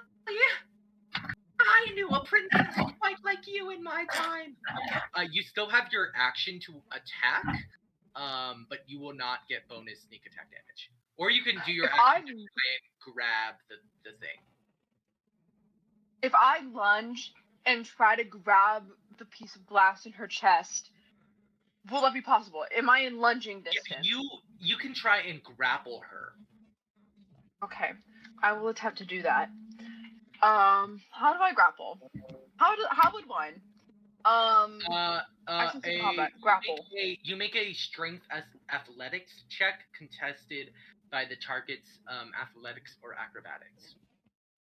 And if you succeed, is grappled until you release her. God damn it! That is a fucking 6. I'm gonna kill myself. Okay. Should we do acrobatics or roll dexterity for acrobatics. She got a 9. So you do not grapple her. The crystal slips from your grasp. It is now the furniture's turn. You guys have sort of just ditched Jack in the back with all this furniture. They are going to make a series of attacks on him. No. R.I.P. Jack. Second funeral in this entire campaign. A 10 does not hit. Nope. An 18 hits. Mm-hmm. It's going to be 1d8 damage. Here, I'll just roll for all of them now. That is a nat 20 on the fourth one. Damn it. 8, 4d8. You're about to take 48 damage. Are you ready for this, bitch? No. First roll, a 5. All right. Second roll, a 4. I'm dead. Third roll, a 1. Last roll, a 6. How much damage does that do in total? Someone remember? It's okay if not. There's a second mechanic, by the way, in combat. If a creature hits with a critical hit, the target rolls. Oh my god, hold on. I remember this somewhere.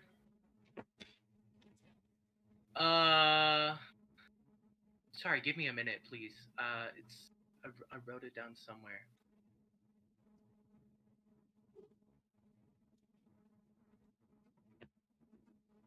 Oh, never mind. You just take that. You are down. Yep. How great. Hope you're having fun, buddy.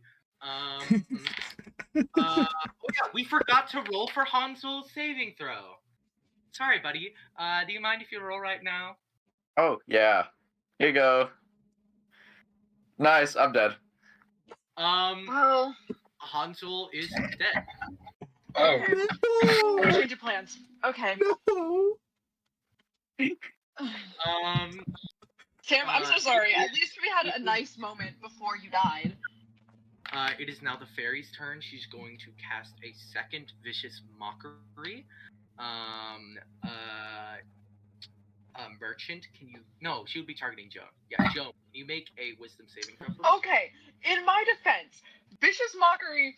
I'm going to argue with you for a little bit, and you're going to say no, and then I'm going to succumb to this anyway. Vicious mockery still affects you even though you have no emotion. Okay. Okay. What do I feel then? It just hurts. It just hurts psychically. I mean, you're lucky. Like what? I get a headache? You're right in front of her. She's going to attack with her claws instead.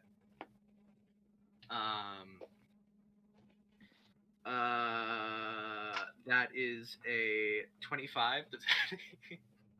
Yeah. Okay, you're about Okay. 2d8 damage. No. First roll is a 1. Okay. Second roll is a 5. That's 6 damage plus 4 is 10 damage. Yeah. I'm out. Can I use my second wind? You may use your second wind. Okay. I regain 1d10 plus 1 HP. I do not have a d10 on me yet. Hold on. Let me find my d10. Real bright. You can just roll it on the Is website. it- You can. Please. The Where- icon in the icon in the bottom left that has the D20 on Oh. it. You can click it and it brings up. D10. Yeah. Is it? Yes, please. No. Go back. Okay. How? Okay, I clicked the thing. Click on it and then click on the top one, which is a d20. Click on it, click D10, and then at the bottom it says to everyone roll. Oh, no, sorry. Click on the d10, not the d20. Sorry. What? Oh, okay, I did it. Good. 6 plus 1, 7. 7. So You I have. gained 7 HP, so you are now Yay. not 7 hit points. There you go. I did it for you. Okay. Does the witch have any bonus actions?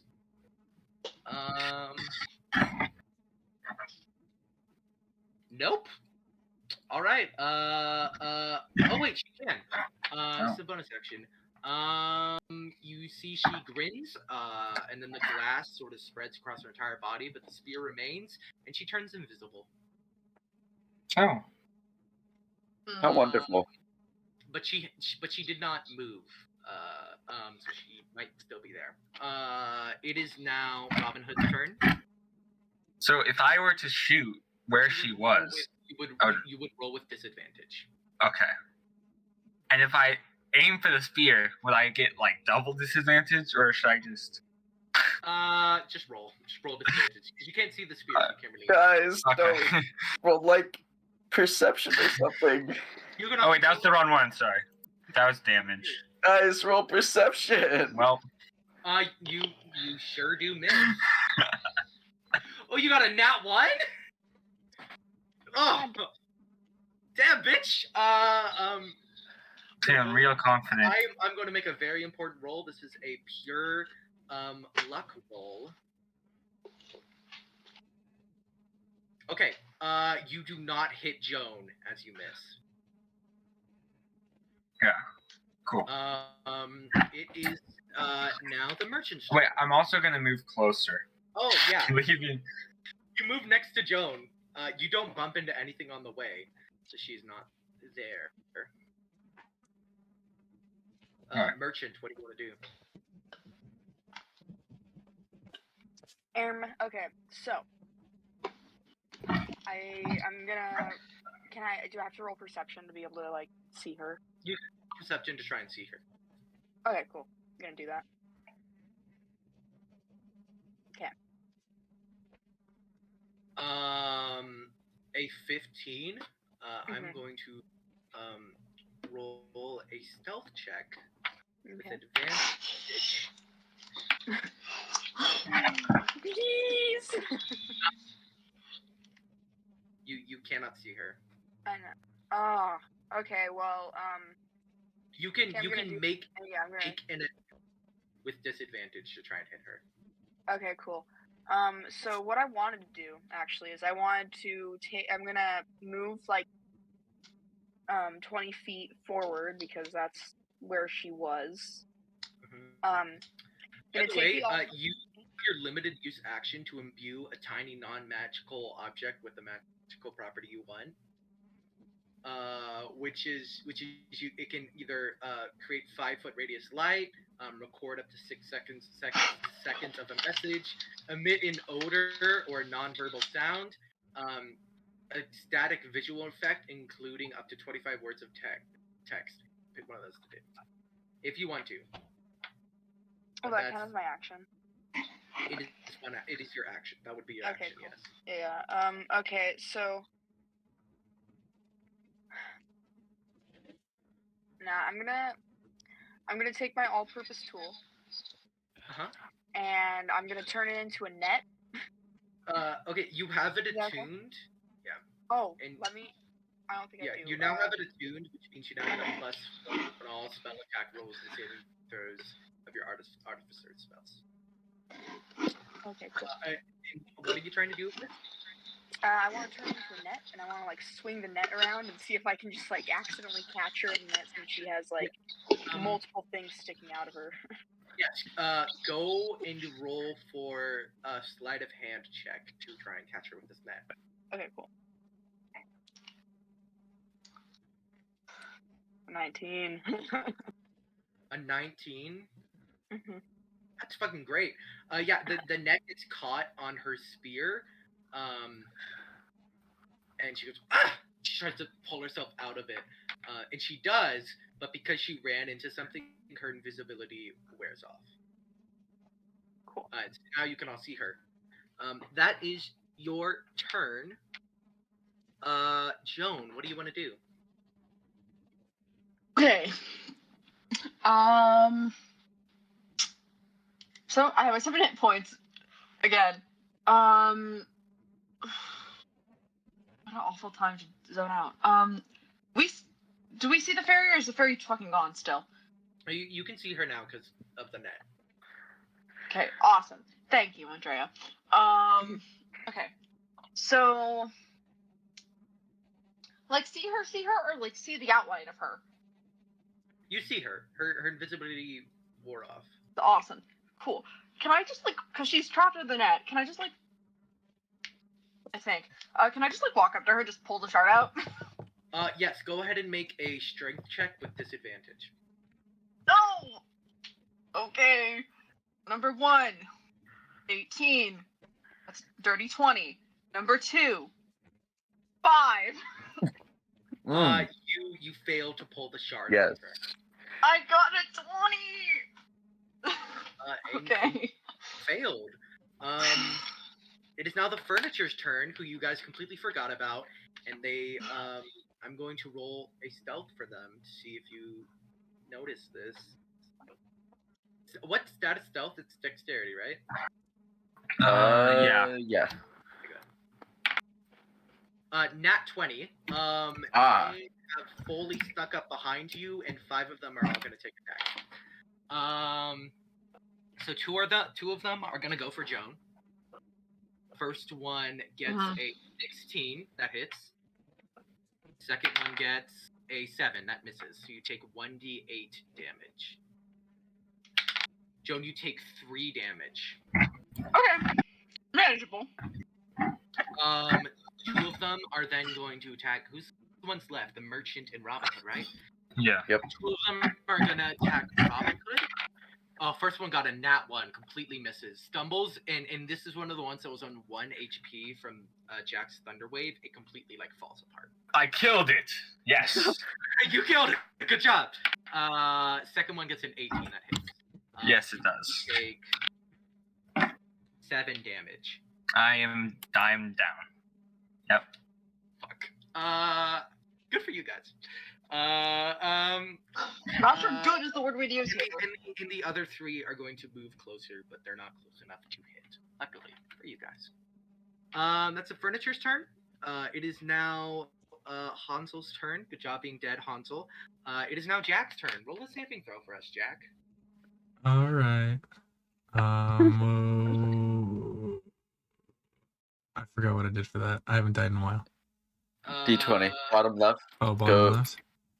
And then click on the D20. And then click roll for everybody. There's no button you can press. Yeah. Yay! You get 1 success on this. Swag. It is now the fairy's turn. She is going to try and claw at Joan. Remember how Yay! great this was last time? That is See you guys in hell. 12. Does that hit? Just barely. Ooh. Oh, sorry, girl. Bye. Maybe this one hit. Wow. It's a 2d8 plus 4, so maybe she'll roll terribly. Oh, what? Wait, no. Damn it. Oh wait, no, it's How not. much damage should I take? First hit does 7. You are Oh, well. Second hit does 5. Yeah, bye. Okay. Because I accidentally put in damage because I thought it was you changing it for some reason, and now I'm in death saves anyway. So. Huh. Yeah, also down. All right, Merchant. Merchant, you are the last one up and about. Oh, here although it it is. is Robin Hood's turn. Wait, Robin- I say just run. Yes. Robin Hood, go ahead and roll a death saving throw for me. Let's go. Run, Death Andrea. save. I got a 10. Yep. 10. 11 to 20 is a success. You Oh. failed. No. Well, That's Robin Hood's turn. Merchant, what's up? What do you want to do? Okay, Do you want to try and get this shard out with your tool? Give me a second.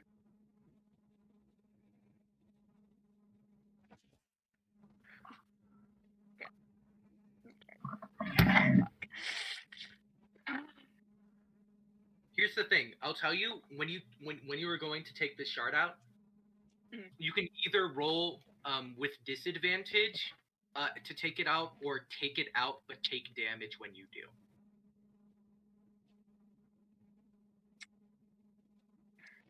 Okay, hear me out. Okay, here's my plan. If I have disguise self, right? If I disguise myself as a piece of furniture, do you think maybe I'll be able to? I don't know. Wait, okay. I would make you roll to see if you can successfully Even do that. furniture. Okay, cool. I'm gonna try and get out I'm gonna use my all-purpose tool. Okay, you're going to roll with disadvantage, and it's going to be a strength check. Okay.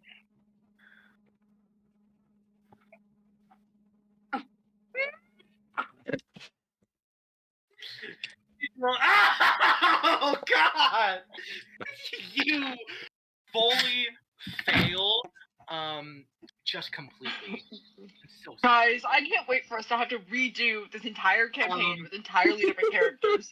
Yep. It's your turn. Joan, roll a death saving throw for me. Okay. Whatever you say, boss. That's a Just- 10.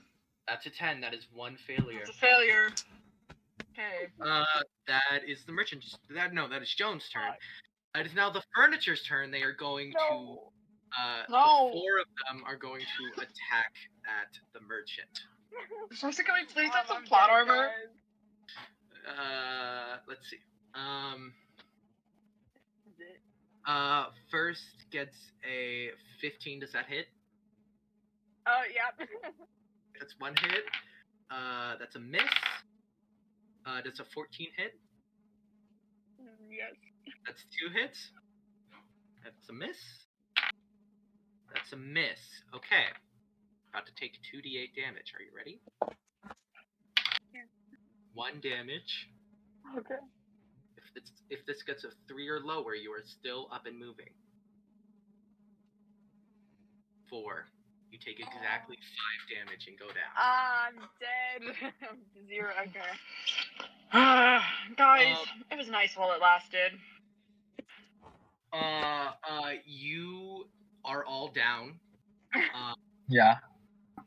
You hear a noise through the woods, like a yell, and you, those of you who still have your eyes open, like you're not like fully unconscious yet, can see a second spear that goes jutting across the woods and pierces like straight from ear to other ear through the fairy, and she goes down dead. Thank God. However, Can we all be alive now because of plot However, convenience? the furniture that is still walking around are still alive. So I need you all to keep rolling death throws. Get a nat 20 and go up, then you will stabilize to 1 HP and are able to move. But if you just stabilize off of pure rolls, the furniture will come by and finish you off. Everyone make rolls for me who are still alive. Go back to the top. Robin Hood, make a roll for me. Everyone. A 16. That is a success, but not nat 20. So you do not stabilize. Merchant, make a saving throw for me. Okay. Damn.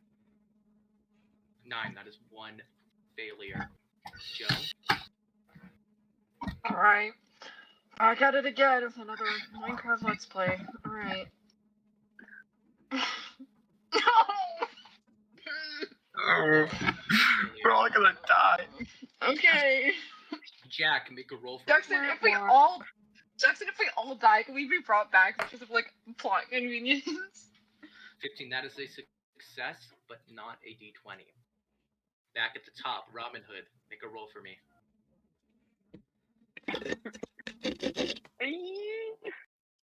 15. That is a Ken, success, I'm like- but not 20.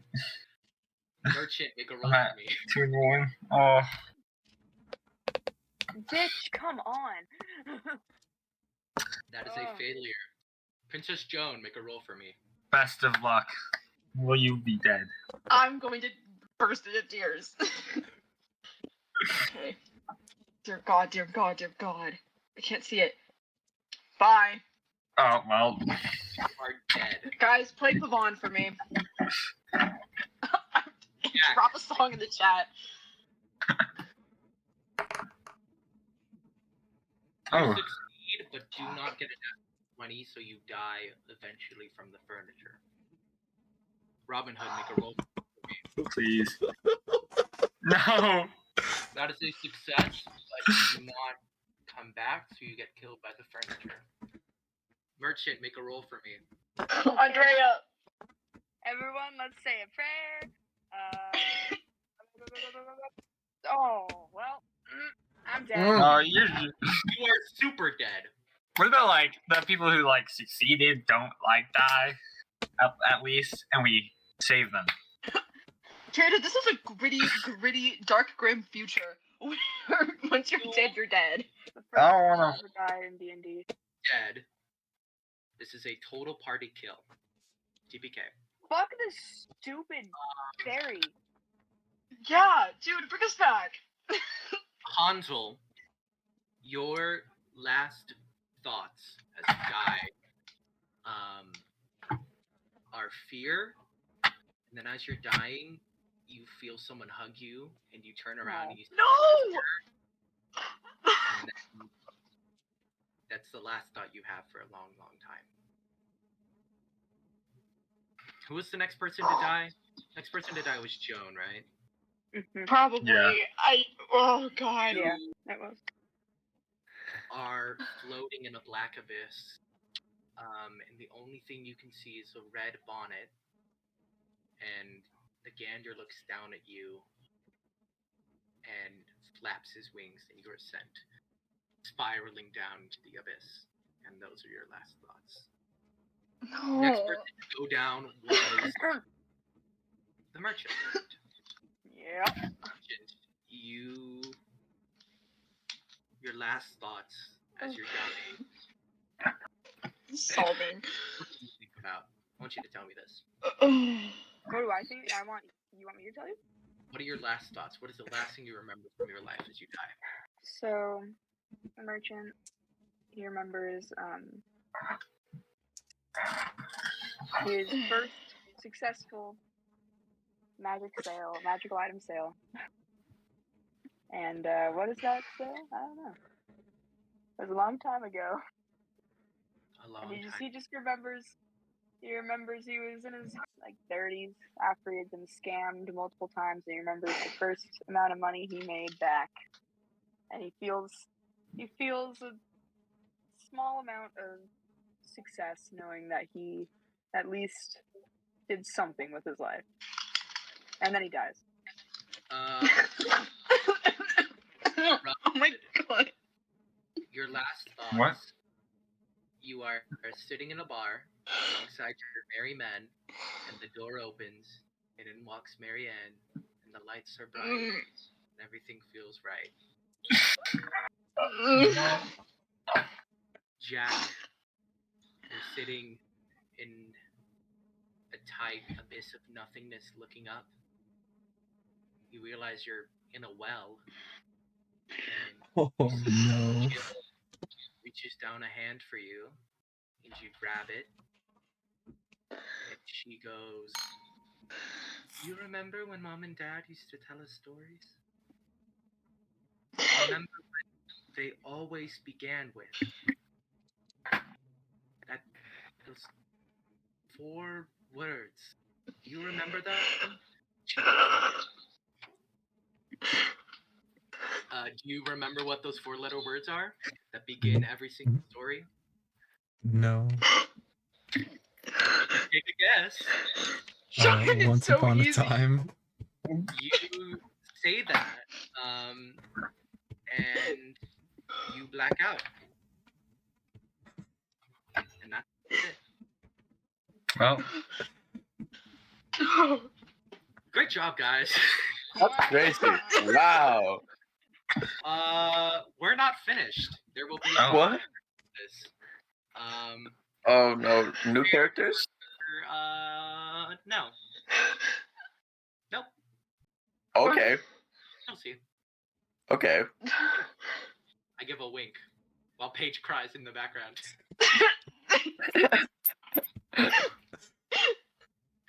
Hey, Oh my I wanted god. you to know that the witch has a total hit point count of 82.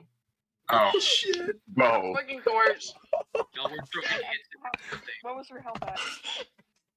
Yeah, what did we bring it down I to? think I was 51. So yeah, you almost got to halfway. You're 10. 33 damage. Alright. Nice. 31 damage. Pretty good. There's like mascara trailing down my face right now. Oh my god. Paige, take a breath. Take a breath. Drink some water. Everyone, I will see you later. That was fun. I Yeah. enjoyed this, Jackson. Thank you. Yes, That was thanks, so Jack. fun. So I'm so sorry, upset. Sam. Oh my god. Sean, you're all good. It was really funny, to be honest. No, I'm so sorry for laughing so much. It was so funny. It was I literally shot you in on my one first shot, time. and I just I have a question. died. I guess, Andrea, what is your question? What is your question? Huh? What happened to the mice? They were trampled while in your coat with you. Oh, fuck. No! By the What were fur- their last thoughts? The mice think about how nice it was eating cheese and not being human. Based. I love that. Oh my god. Oof. Guys, maybe I was not a right fit for this campaign. I was doing so well. I love this. Jackson, this I was doing campaign is so awesome. well. It's I was doing really so it's well, really and then good. we hit Jack's eulogy. Oh my god, we hit Jack's elegy. I'm gonna kill. This was all your elegy, yes. It all spiraled downhill when I one shot Sam. So the end plan of this combat was for you all to die. Fucking knew it. God damn it, Jackson. Imagine There was if a we way you didn't though. Imagine if we didn't. could have succeeded. If Andrea had succeeded pulling out that crystal, the fairy would have like died right there on the spot, and you would have had a turn that if you didn't get downed by any of the furniture, you could have gone around reviving people. Hanzo would have been dead forever. Yeah. Oh. That's so sad.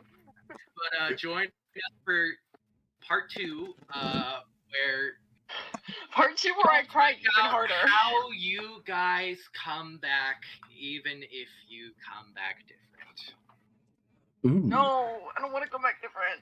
How much different could I be? I was made out of gingerbread, Jackson. You make me a pirate. I was already different, period. Andrea, shut up. Wait, Sam, Oh, I'm just God. imagining me doing a thunderclap and your character exploding into crumbs. That is wonderful. Oh my god, that's beautiful. That was fucking insane. Oh. Each of the furniture have 10 health each, and there was about 7 of them, if I remember. And you hit like 3 of them at once with 9 damage, so 3 of them were just at 1 HP. Oh my god. Sean, you just use the thunderclap, and this is Hanzo. Wait. Hold on. I gotta see this. Wait, where'd you send I'm it? crying. It's a general. General? Okay. Oh my god. I love that gift. Really, dude? It's like one of my favorite gifts of all time. Yeah, I might just upload this whole thing right now. Do it! Put me sobbing on the internet for the masses to hear. Alright, I'm zooming in on this page. This is Hansel.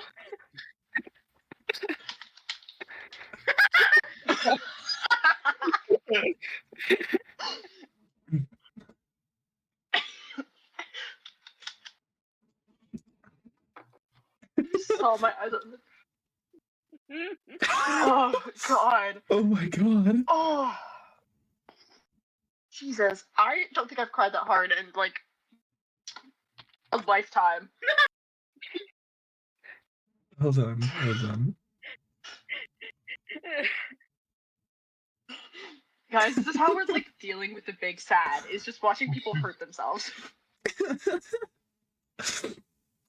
Oh my god. Hanzo for real. Oh, that was Oh fun. my god, I'm, like, shaking. Great, guys. Good job dying. Alright, recording ending. Jackson,